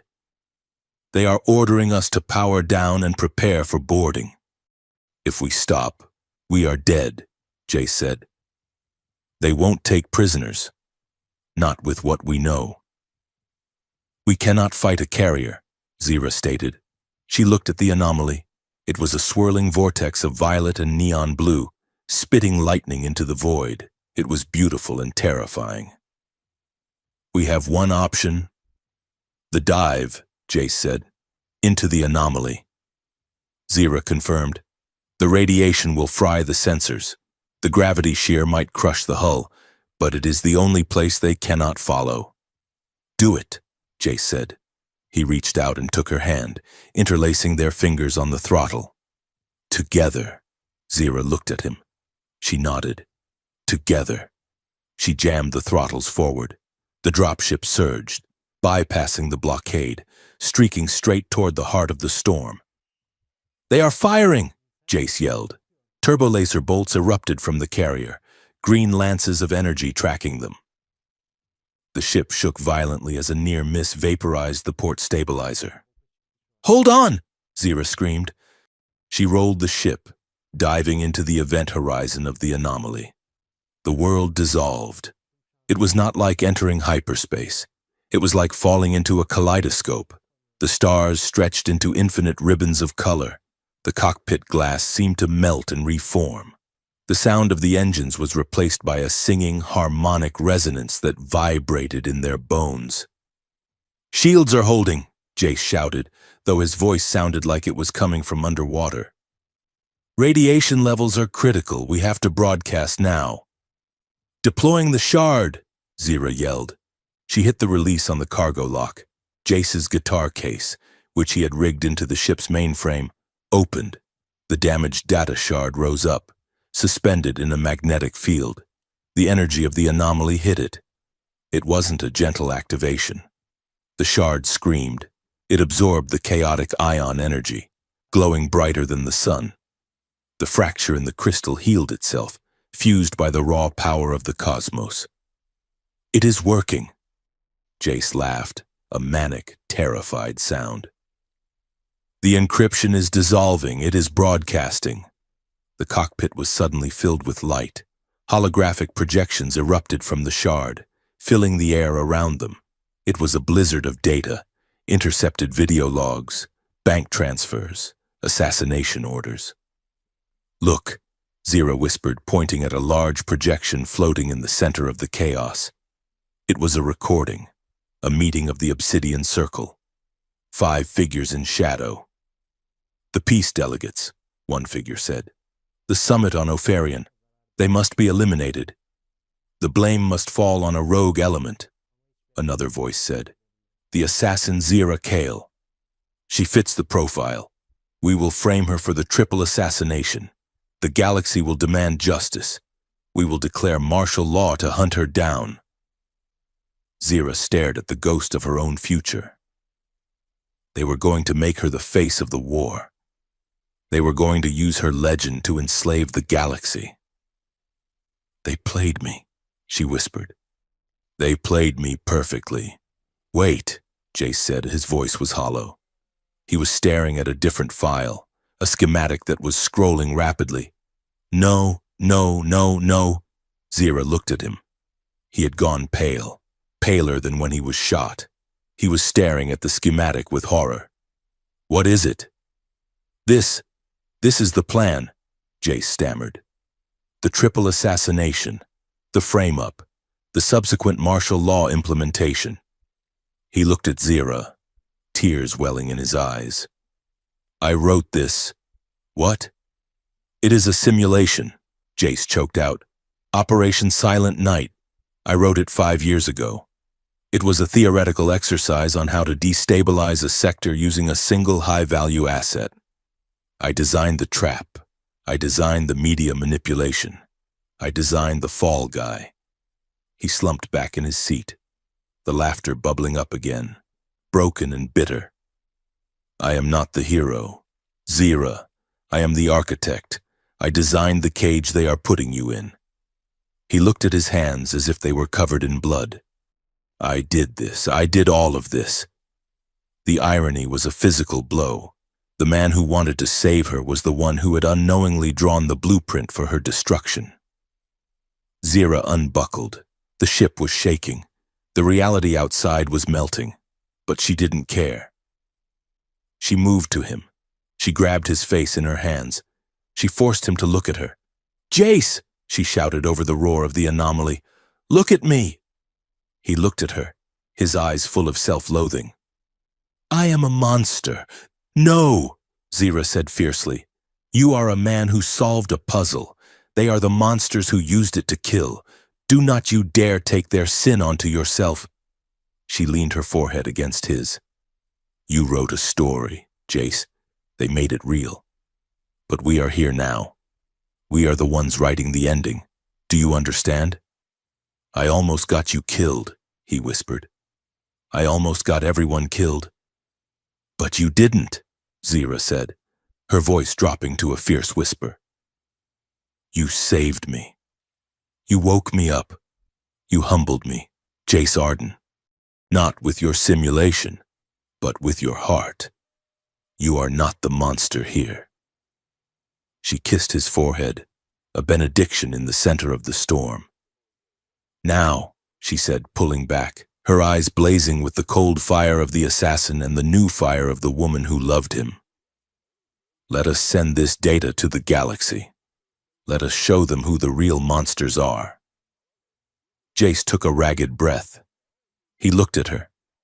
He saw the conviction in her eyes, a conviction he had given her, and she was now giving back to him. He nodded. "Broadcasting," he said, hitting the enter key. The data shard pulsed one last time, sending a high-frequency burst of truth out of the anomaly. Punching through the interference, punching through the blockade, and spreading like a virus across the galactic network. The truth was out, and the war had just changed. The stolen Concorde dropship drifted in the magnetic shadow of a derelict freighter, a speck of dust in the vast emptiness between star systems. Inside, the air was recycled and stale, But the atmosphere in the cockpit was electric with the hum of the decrypted data shard and the darker, sharper crackle of an argument that had been raging for an hour. Zira Kale stood over the holographic tactical map, her face illuminated by the red markers designating the Obsidian Circle's key operatives. She was fully armored, her hand resting on the hilt of a combat knife she had sharpened 3 times since they left the anomaly. "It is a surgical strike," Zira said, her voice hard, the assassin taking the lead. "We have their names. We have their locations. I can hit the 3 primary nodes within 48 hours. We cut the head off the snake, and the body dies. It is efficient. It is final." Jace Arden sat in the pilot's seat, spun around to face her. He looked exhausted, his leg bandaged, his face pale under the grime, but his eyes were fierce. He shook his head. "It is not a surgery. Zira, it is a massacre. You kill the leaders, and the power vacuum triggers a civil war. The mid-level operatives panic. They burn the evidence, and they launch the contingency attacks we saw in the files. You might kill the snake, but the poison still spreads. They are going to frame me for murdering peace delegates," Zira snapped, slamming her hand onto the console. "They are going to plunge the galaxy into martial law using my face as the excuse. I am authorized to defend myself." "This isn't about defense," Jace countered, his voice rising. "It is about the future. The peace summit on Opharian Station starts in 12 hours. The delegates are already arriving. If we go on a killing spree now, we validate everything the Circle is saying about you. You become the monster they painted." "I am a monster," Zira shouted, the words ripping out of her before she could stop them. "That is what I do, Jace. I kill people. I remove obstacles.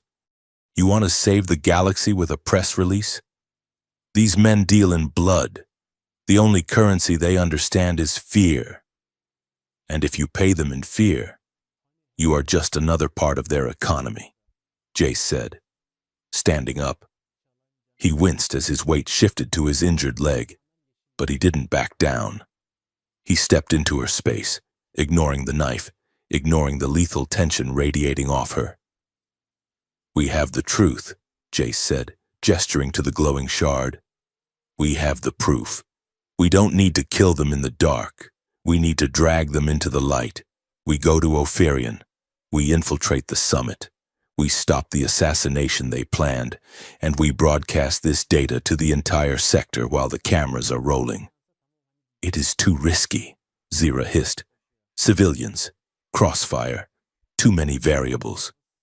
"Since when are you afraid of variables?" "I am not afraid of the mission." Zira turned away, pacing the small confines of the cockpit. She stopped at the viewport, staring out at the uncaring stars. Her shoulders, usually set in a line of military perfection, slumped slightly. "I do not know how to be anything but a weapon, Jace," she confessed, the admission quiet and devastating. "You are asking me to be a savior. You are asking me to walk into a room full of innocent people and not pull the trigger. I do not know if I can do that. I do not know if I am built for that."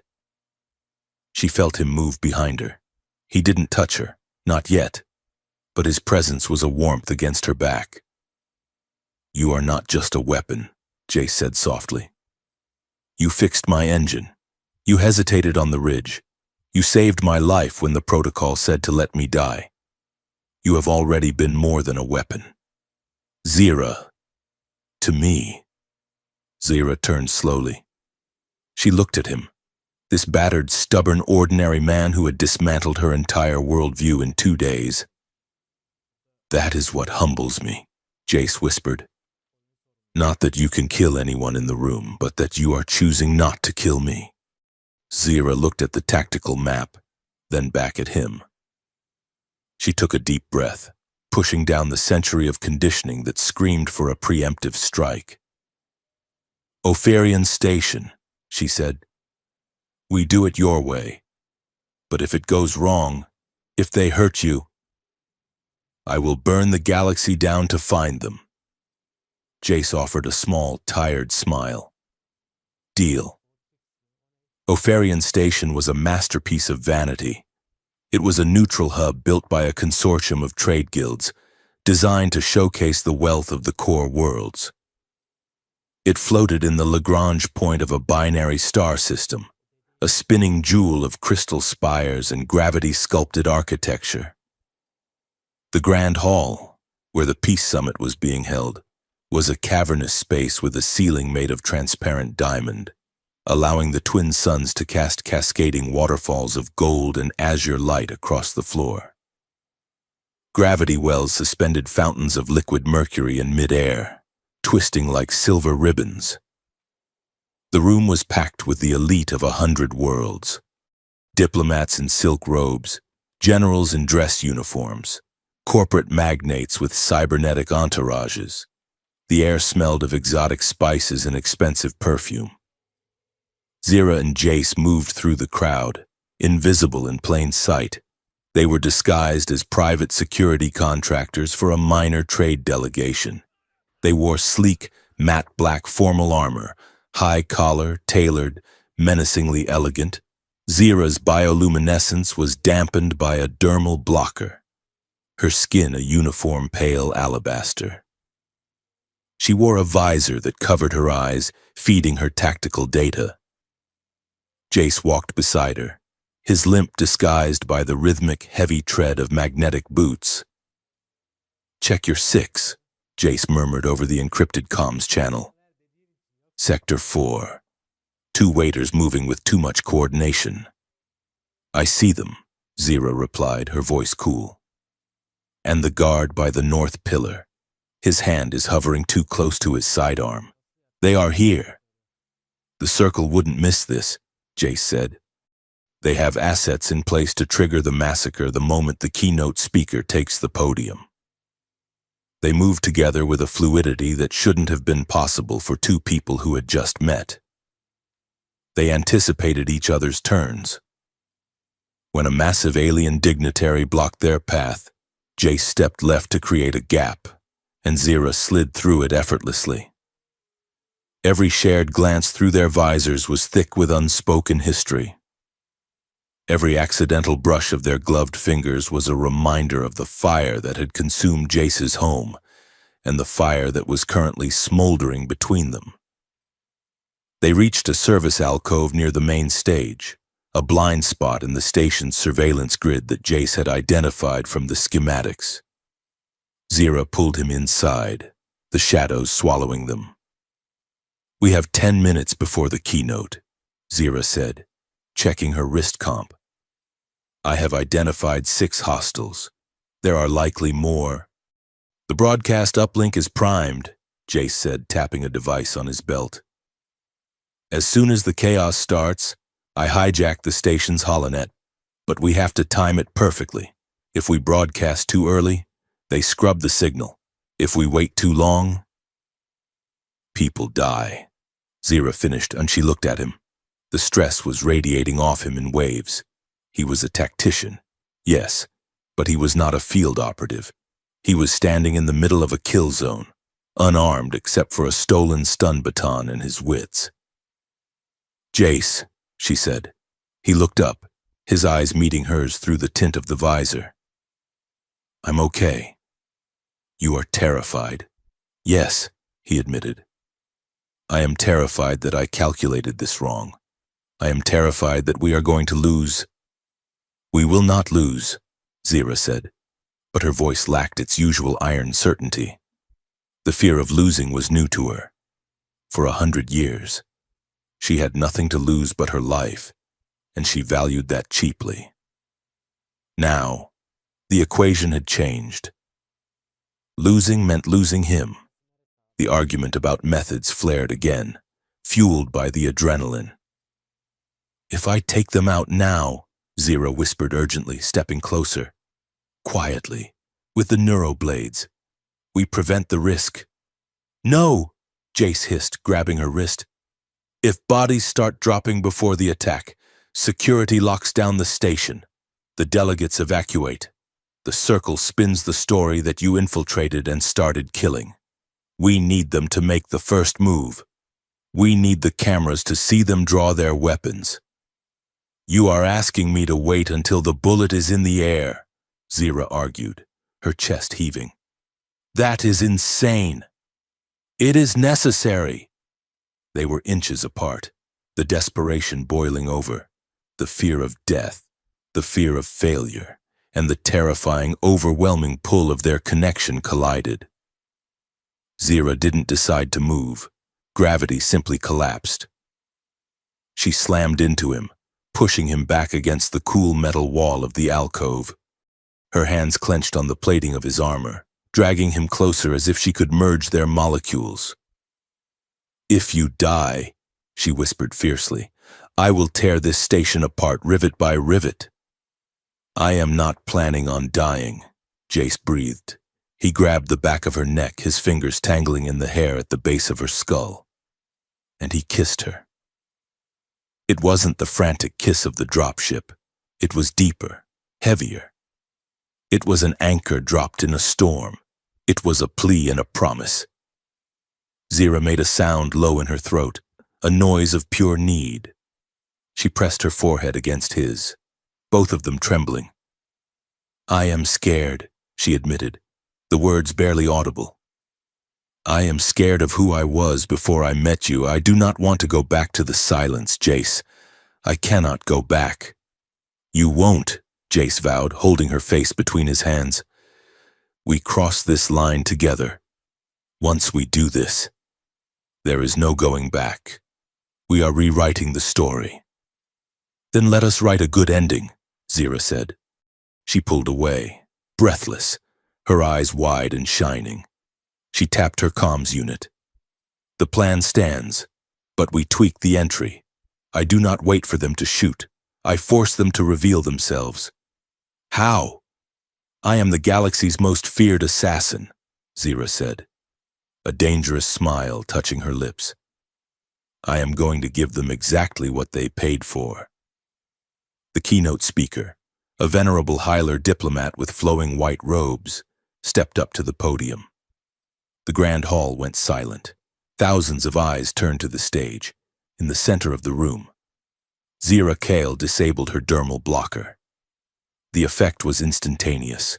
Her pale skin lit up with violet bioluminescence, a beacon in the dim light. She ripped off her helmet, letting her glowing hair cascade down her armor.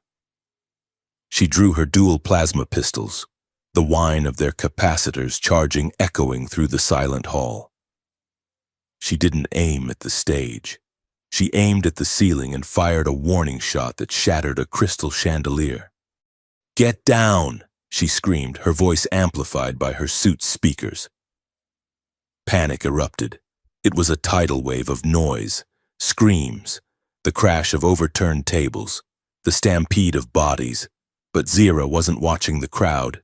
She was watching the 6 targets she had marked, the circle operatives, seeing their scapegoat reveal herself early, reacted on instinct. They believed she had gone rogue, that she was starting the massacre ahead of schedule. They drew their weapons, conquered issue pulse rifles, and moved to engage, not just her, but the delegates in the crossfire to ensure the body count required for their narrative. Now, Jace, Zira shouted into her comms. Broadcasting. Jace, positioned at the security hub he had sliced into, hit the execution command, the giant holographic screens above the stage, meant to display the peace treaty, flickered and changed. The simulation file appeared, the one Jace had written, then the intercepted comms, then the live feed of the 6 operatives raising their weapons. Citizens of the Concord, Jace's voice boomed over the station's PA system, overriding the emergency klaxons. Look at your killers. They are not rogue. They are sanctioned. In the center of the hall, the set piece ignited. The operatives opened fire. But Zira was not a stationary target. She was a dancer in a ballet of violence. She moved through the blaster fire with a grace that silenced the screaming crowd. She didn't kill. That was the promise. She targeted weapons. She targeted knees. She targeted shoulders. She slid across the polished floor, shooting the rifle out of the hands of an operative disguised as a waiter. She vaulted off a gravity fountain, twisting in midair to plant a stun bolt in the chest of a fake guard. "Security Grid Alpha is yours," Jace shouted in her ear. "I have locked the blast doors. No one gets out." Zira landed in a crouch, spinning to face two operatives charging the podium. They were ignoring her, intent on killing the diplomat to salvage the mission. "No!" Zira roared. She holstered her pistols in a blur and sprinted. She didn't shoot. She became a projectile. She tackled the lead operative, slamming him into the marble floor with bone-shattering force. The second turned to fire at her, but Zira swept his legs and delivered a precise, open-palm strike to his solar plexus, stopping his heart for exactly 5 seconds, enough to drop him, not enough to kill him. She stood over them, chest heaving, surrounded by groaning men. The delegates were cowering but alive. The cameras were rolling, and on the screens above, the truth was scrolling in high definition. The bank transfers, the emails, the orders signed by the Obsidian Circle. The narrative was breaking. But the Cabal had one last card to play. A slow clapping echoed from the VIP balcony. Zira looked up. Standing there, flanked by 4 elite Praetorian guards, was a man in a gray suit. He had a face like a shark, smooth, pale, and devoid of empathy. Handler Silas. The man who had bought Zira when she was 10. The man who had turned her into a weapon. "Bravo, Zira," Silas said, his voice projecting clearly. "A magnificent performance, but you always were a theatrical child." He raised a hand, and the Praetorians leveled heavy cannons at her. "You think this changes anything?" Silas sneered. "Data can be faked. Narratives can be spun. But a dead assassin? That is a fact." He looked down at her with contempt. "You are nothing without me. Zira, you are a gun, and a gun does not decide when to fire. I own you." Zira stared up at him. The old fear, the childhood conditioning clawed at the back of her mind. He was the master. She was the tool. "She is not yours." A voice rang out. Jace Arden stepped out from the security alcove. He walked onto the open floor of the grand hall. He was limping. He was unarmed. He looked small compared to the armored guards and the alien architecture. He walked until he stood directly in front of Zira, placing his body between her and the cannons on the balcony. The room gasped. A lone man, shielding the galaxy's deadliest killer. "Jace, move!" Zira hissed, panic flaring in her chest. "They will vaporize you." Jace didn't move. He looked up at Silas. "You built a weapon," Jace called out, his voice steady. "But you forgot to account for the human variable. You forgot that weapons can choose who holds them." He looked back at Zira over his shoulder. "Show them. Zira. Show them you are not him." Silas's face twisted in rage. "Kill them both!" The Praetorians hesitated. The screens above were showing Silas's own signature on a death warrant for a planetary governor. The crowd was watching. The cameras were live, but conditioning is strong. One guard tightened his finger on the trigger. Zira didn't wait. She didn't push Jace aside. She used him as the anchor. She reached around him, drawing her pistol, and fired a single shot. It wasn't aimed at the guard. It was aimed at the gravity generator directly above the balcony. The generator exploded. The localized gravity field collapsed. Silas and his guards were yanked upward, screaming, pinned against the ceiling by the sudden inversion. Their weapons clattered to the floor below. Zira lowered her gun. She looked at Jace. He was breathing hard, but he was smiling. "Show off," he whispered. Tactical environmental usage, she corrected, her voice trembling with relief. Zira holstered her weapon. She looked up at Silas, who was struggling against the ceiling, humiliated and helpless. She could kill him. It would be easy. One shot. It would end the nightmares. It would be justice. She raised her hand, pointing a finger at him like a gun. Silas flinched. Bang! Zira whispered. She lowered her hand. I am not your weapon, she said, her voice amplified for the entire galaxy to hear. And I am not your executioner. You live. You live to stand trial. You live to answer for every life you stole. She turned her back on him. She turned to Jace. The cameras were flashing now, a storm of light. The delegates were emerging from cover, murmuring, pointing, but Zira saw only one thing. She saw the man who had stepped in front of a cannon for her. She reached out and took his hand. You were right, she said, the words heavy with emotion. Justice is better than revenge. And harder, Jace said, squeezing her fingers. But we did it. On the screens, the news feeds were already changing. The headline Assassin Attacks Summit blinked out, replaced by Whistleblower Exposes Cabal, Heroes Save Delegates. The narrative of the galaxy's most feared assassin was dissolving. In its place, something new was being written. Emergency security teams burst into the hall, not to arrest Zira, but to secure the balcony.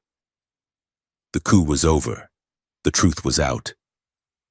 Zira Kale stood in the center of the light, hand in hand with Jace Arden. She was exhausted. She was battered. She was facing a future of trials, hearings, and political storms. But for the first time in 100 years, she was free. The galaxy was loud. In the weeks following the Ophirian summit, the news feeds were a cacophony of revelations, trials, and hysterical political restructuring. The Obsidian Circle, once a shadow that spanned sectors, was being dismantled in the harsh light of day. Its operatives dragged from their high-rise offices and deep space bunkers by emboldened local authorities. The name Zira Kyle was on every screen, sometimes as a demon, sometimes as a liberating angel, but always as a symbol of the old order shattering. But on the moon of Kalis Prime, there was only the sound of a hammer striking wood and the rustle of wind through purple sawgrass. Kalis was a quiet world, an unremarkable frontier moon chosen specifically for its lack of strategic value. It had breathable air, dual suns that painted the sky in gradients of peach and lavender, and absolutely no deposits of rare minerals. It was a place where people went to be forgotten. Zira stood on the skeleton of a roof, wiping sweat from her forehead with the back of a gloved hand. She was not wearing her armor. She was wearing canvas trousers and a loose shirt that Jace had found in a surplus bin, her bioluminescent markings dim in the sunlight. Below her, Jace was cutting timber with a laser saw that he had tuned down to a safe, construction-grade frequency. He looked up, shielding his eyes against the twin glare. "That beam is crooked," he called out, pointing to the structural support she had just nailed in place. Zira glared down at him. "It is structurally sound. The load-bearing variance is within 0.1%. "It is crooked," Jace repeated, a grin splitting his bearded face. "And it is going to drive you crazy every time you look at it." Zira looked at the beam. It was off by a millimeter. A month ago, she would not have cared about a house. She would have slept in a cave or the cockpit of a ship. Now, she sighed, pulled the nails with a groan of superhuman effort, and realigned the wood. "Better?" she asked. "Perfect," Jace said. "Now come down. It is lunchtime, and I am starving." They were building a home. It was not the homestead from Varys. That was gone. Ash on a black beach, but it was an echo of it. It sat on a bluff overlooking a valley of mist built from local timber and salvaged ship plating. It was modest, inefficient, and theirs. They lived in the half-finished shell, sleeping on bedrolls in the corner that would eventually be a bedroom. It was a life of jarring contrasts. By day, they were laborers, sweating and arguing over blueprints.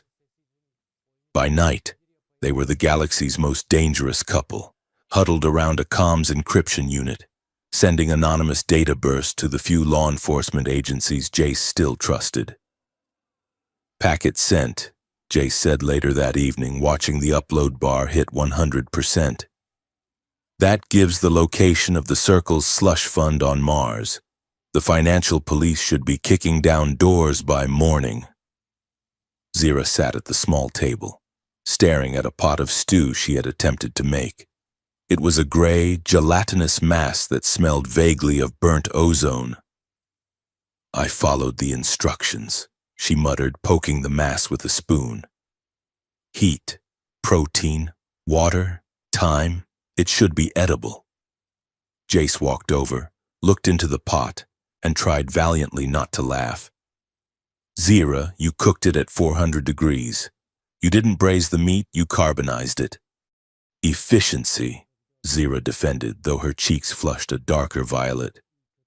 "High heat reduces cooking time. It is tactical." "Cooking isn't tactical," Jace said, sliding the pot away and reaching for the emergency rations they kept for these exact moments. "It is alchemy. It needs patience. You can't interrogate a vegetable into being tasty." He handed her a ration bar. She took it, grateful but annoyed. "I can disassemble a heavy repeater rifle in the dark in under 10 seconds, she grumbled, tearing the wrapper with her teeth. "But I cannot make a stew. It is a design flaw." "It is charming," Jace said, sitting opposite her. He reached across the table and took her hand. His thumb rubbed over her knuckles, which were still scarred from the fight on Opharian. "It proves you are not a robot. Robots have precise temperature control." Zira looked at him. The humor in his eyes was soft, lacking the fear she had seen in everyone else for a century. He didn't look at her like a weapon that had malfunctioned. He looked at her like a woman who was bad at cooking. It was terrifying. It was wonderful. The nights were the hardest. The silence of Kalis was heavy, and without the constant adrenaline of the hunt, Zira's mind had too much room to wander. She slept fitfully. Old habits died screaming. For the first week, she slept with her plasma pistol under her pillow, her hand curled around the grip, safety off. One night, she woke with a start, her heart hammering, the pistol already drawn and leveled at the door. There was no threat, just the wind rattling the unfinished window frame. Jace was awake beside her. He hadn't flinched away from the gun. He was propped up on one elbow, watching her with a sad, infinite patience. "Clear," he whispered. Zira lowered the weapon, her breath hitching.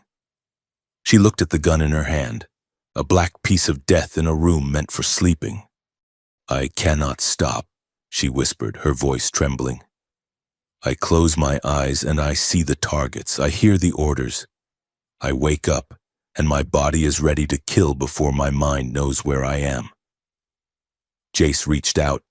He didn't take the gun from her. He knew better than to grab a weapon from a startled assassin. Instead, he placed his hand over hers, covering the barrel, covering her trigger finger. "You are here," Jace said firmly. "You are on Kalis. You are in the house we built. The door is locked. The sensors are green."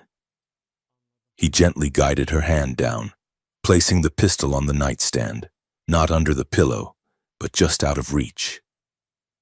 "Try leaving it there," he suggested. "Just for tonight. If the monsters come, I will throw a book at them while you reach for it." Zira looked at him. "A book?" "It is a heavy book," Jace smiled. "Encyclopedic." She lay back down, her back to him.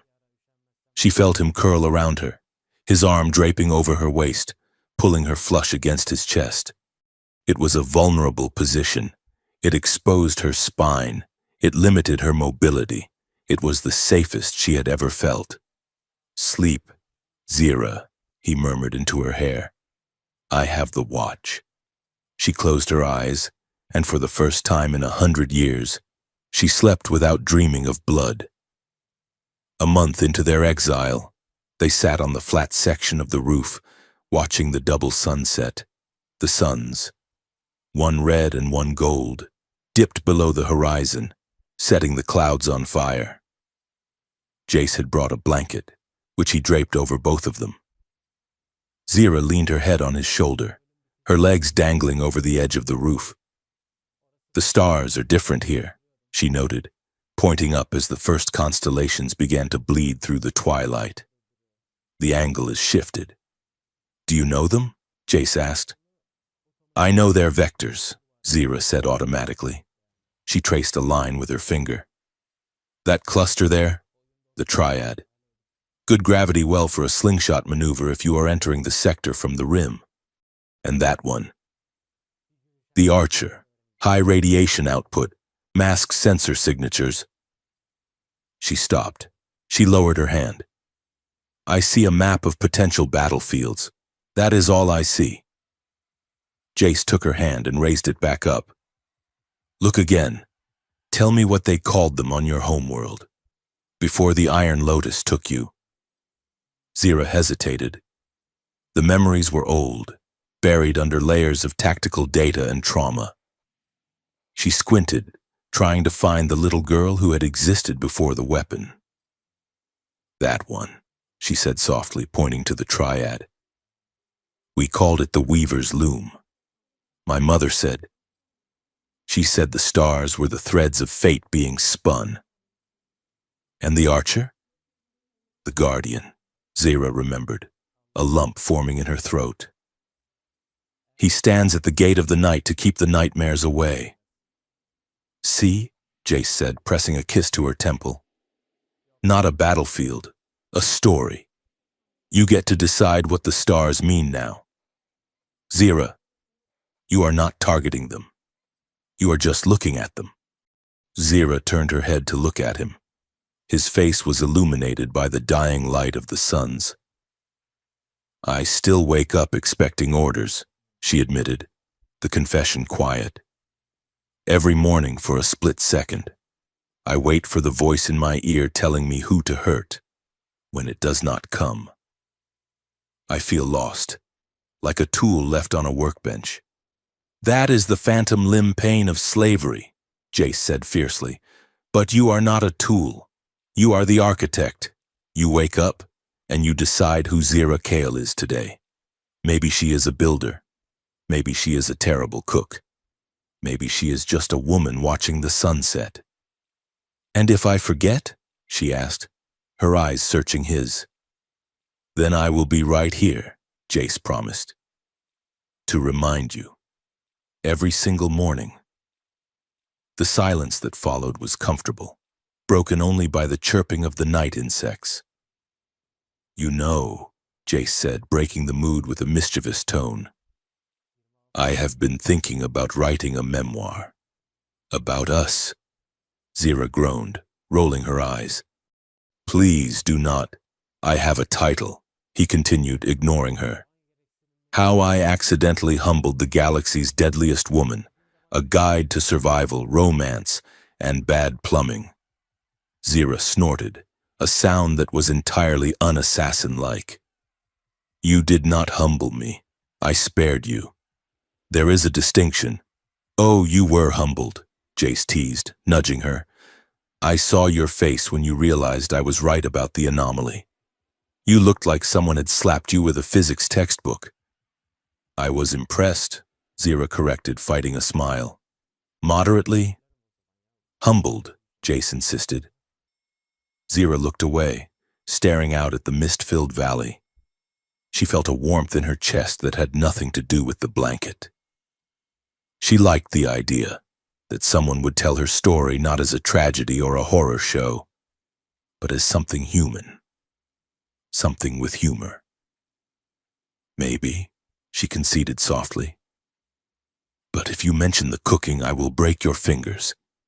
The peace was fragile. They both knew it.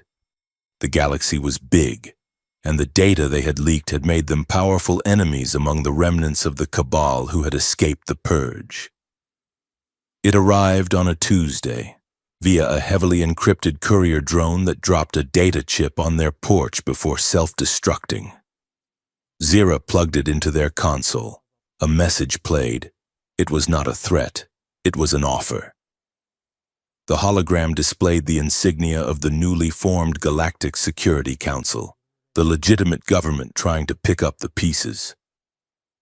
A stern-faced admiral spoke. Zira Kale, we know where you are. We are not sending a strike team. We are sending a plea. The outer rim is fracturing. Warlords are filling the void left by the circle. We need an enforcer, someone they fear. We offer you full pardon, a rank of commander and resources. Come back to the fight. Do what you were built to do, but for the right side this time. The message ended. Zira sat in silence for a long time. She looked at the unfinished walls of the house.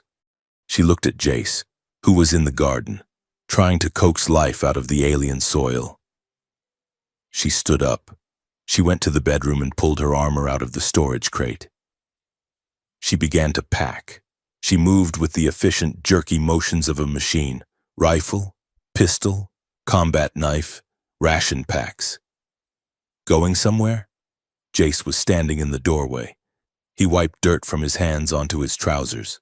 His face was unreadable. Did you see the message? Zira asked, not looking at him.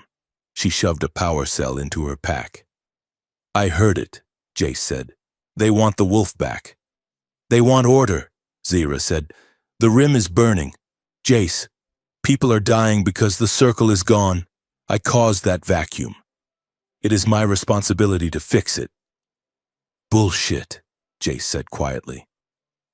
Zira froze. She turned to him, her eyes cold, reverting to the mask. It is not bullshit. It is logic. I am a weapon. I am sitting here playing house while the galaxy burns. And sooner or later, the fire will come here. They will come for you to get to me. She walked past him, heading for the door. I am leaving. I will take the job. I will draw the fire away from Kalis. You will be safe. She reached the threshold. She expected him to shout. She expected him to argue logic. I am not a jagged line on a graph. Zira. She stopped at the bottom of the ramp of their small shuttle, not the Kestrel, but a new hopper they had bought. She turned around. Jace was standing on the porch, his hands shaking, his face flushed with anger. You do not get to decide what I can handle, he shouted. You do not get to make the sacrifice play and leave me here alone to keep me safe. I am not a civilian you are escorting. I am your partner. I am dangerous, Zira yelled back, the tears springing to her eyes, hot and sudden. I am death. Jace, that is all I know. I will ruin this. I will ruin you. You haven't ruined me. Jace walked down the ramp, ignoring the look on her face. He walked right up to her, invading her tactical space. You saved me. You put me back together. You think love is a mission? You think it is something you can abort when the parameters get risky? He grabbed her shoulders. Look at me. Love is not a mission. It is a siege. You dig in. You hold the line. You do not walk away. I am afraid, Zira sobbed, the sound ripping out of her chest. It was the first time she had truly cried in front of him. I am afraid that I will turn back into the monster and I will not know how to stop.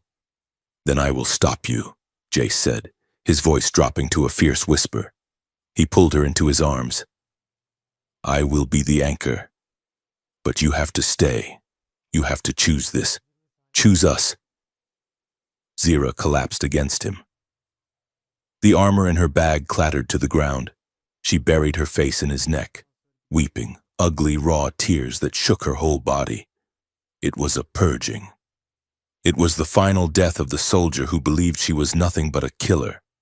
She was humbled, not by a defeat in combat, but by the overwhelming realization that needing someone did not make her weak. It made her human. She held on to him as if he were the only solid thing in the universe. And he held her back, taking the weight of her history and telling her it was okay to set it down. They did not take the job. They sent a reply to the council. Zira Kale is retired. But if you have a problem that the law cannot touch, send the file. We will consider it. They defined their own terms. They became independent investigators. They took contracts, but never for assassination. They took rescue missions. They took extraction jobs. They hunted down the worst of the warlords, stripped them of their power, and left them bound for the authorities. They set boundaries. No killing unless there was absolutely no other choice. No secrets between them. And they always came home to Kalis. 6 months later, the house was finished. The roof didn't leak. The garden had actually produced a few strange purple tubers that were edible if you closed your eyes. It was early morning. The mist was rising from the valley. Zira was cleaning her rifle on the porch, not out of paranoia, but maintenance. It was a tool, like a hammer. A shuttle broke the cloud layer. It was sleek, unmarked, but expensive. Zira didn't raise the rifle. She stood up, wiped her hands, and leaned against the railing. Jace came out of the house holding 2 mugs of coffee. "Company?" he asked. "Looks like it," Zira said. The shuttle landed in the clearing. The ramp lowered, and a young woman stepped out. She was dressed in the robes of a colonial envoy, looking terrified and hopeful all at once. She clutched a datapad to her chest. She looked up at the house, at the legendary figure standing on the porch. Zira looked imposing even in civilian clothes, her stillness a language of its own. The envoy walked up the path, stopping at the foot of the stairs. She swallowed hard. I am looking for Zira Kale," the envoy stammered, "and Jace Arden." "You found them," Jace said, taking a sip of his coffee. "I have a problem," the envoy said, holding up the datapad. "A mining colony in the belt. The syndicate has taken it over. They are starving the workers. The council won't intervene because of jurisdiction treaties. We need ghosts." She looked at Zira with wide eyes. "They told me stories about you. They said you were the galaxy's most feared assassin." Zira looked at the girl. She felt the old instinct, the cold calculation of threat assessment. Then she looked at Jace. He was smiling at her, a small, private smile that warmed her blood. Zira looked back at the envoy. A small, wry smile curled the corner of her lips. "She was the galaxy's most feared assassin," Zira murmured, the words tasting sweet. "Until a lone man humbled her." The envoy looked confused. She looked at Jace. Jace chuckled, wrapping an arm around Zira's waist, pulling her into his side. "Don't let her fool you," Jace replied softly. "I was the one who got rescued. She taught me about courage. She taught me that you have to choose to be better every single day. That humbled me just as much." He looked at Zira. "What do you think? The belt is nice this time of year." Zira looked at the shuttle, then at the sunrise bleeding over the mountains. She didn't feel like a weapon. She felt like a partner. "I think we should pack a bag," Zira said. The story didn't end. It just changed. The camera pulled back, widening to show the modest house, the purple grass, and the 2 figures silhouetted against the rising suns.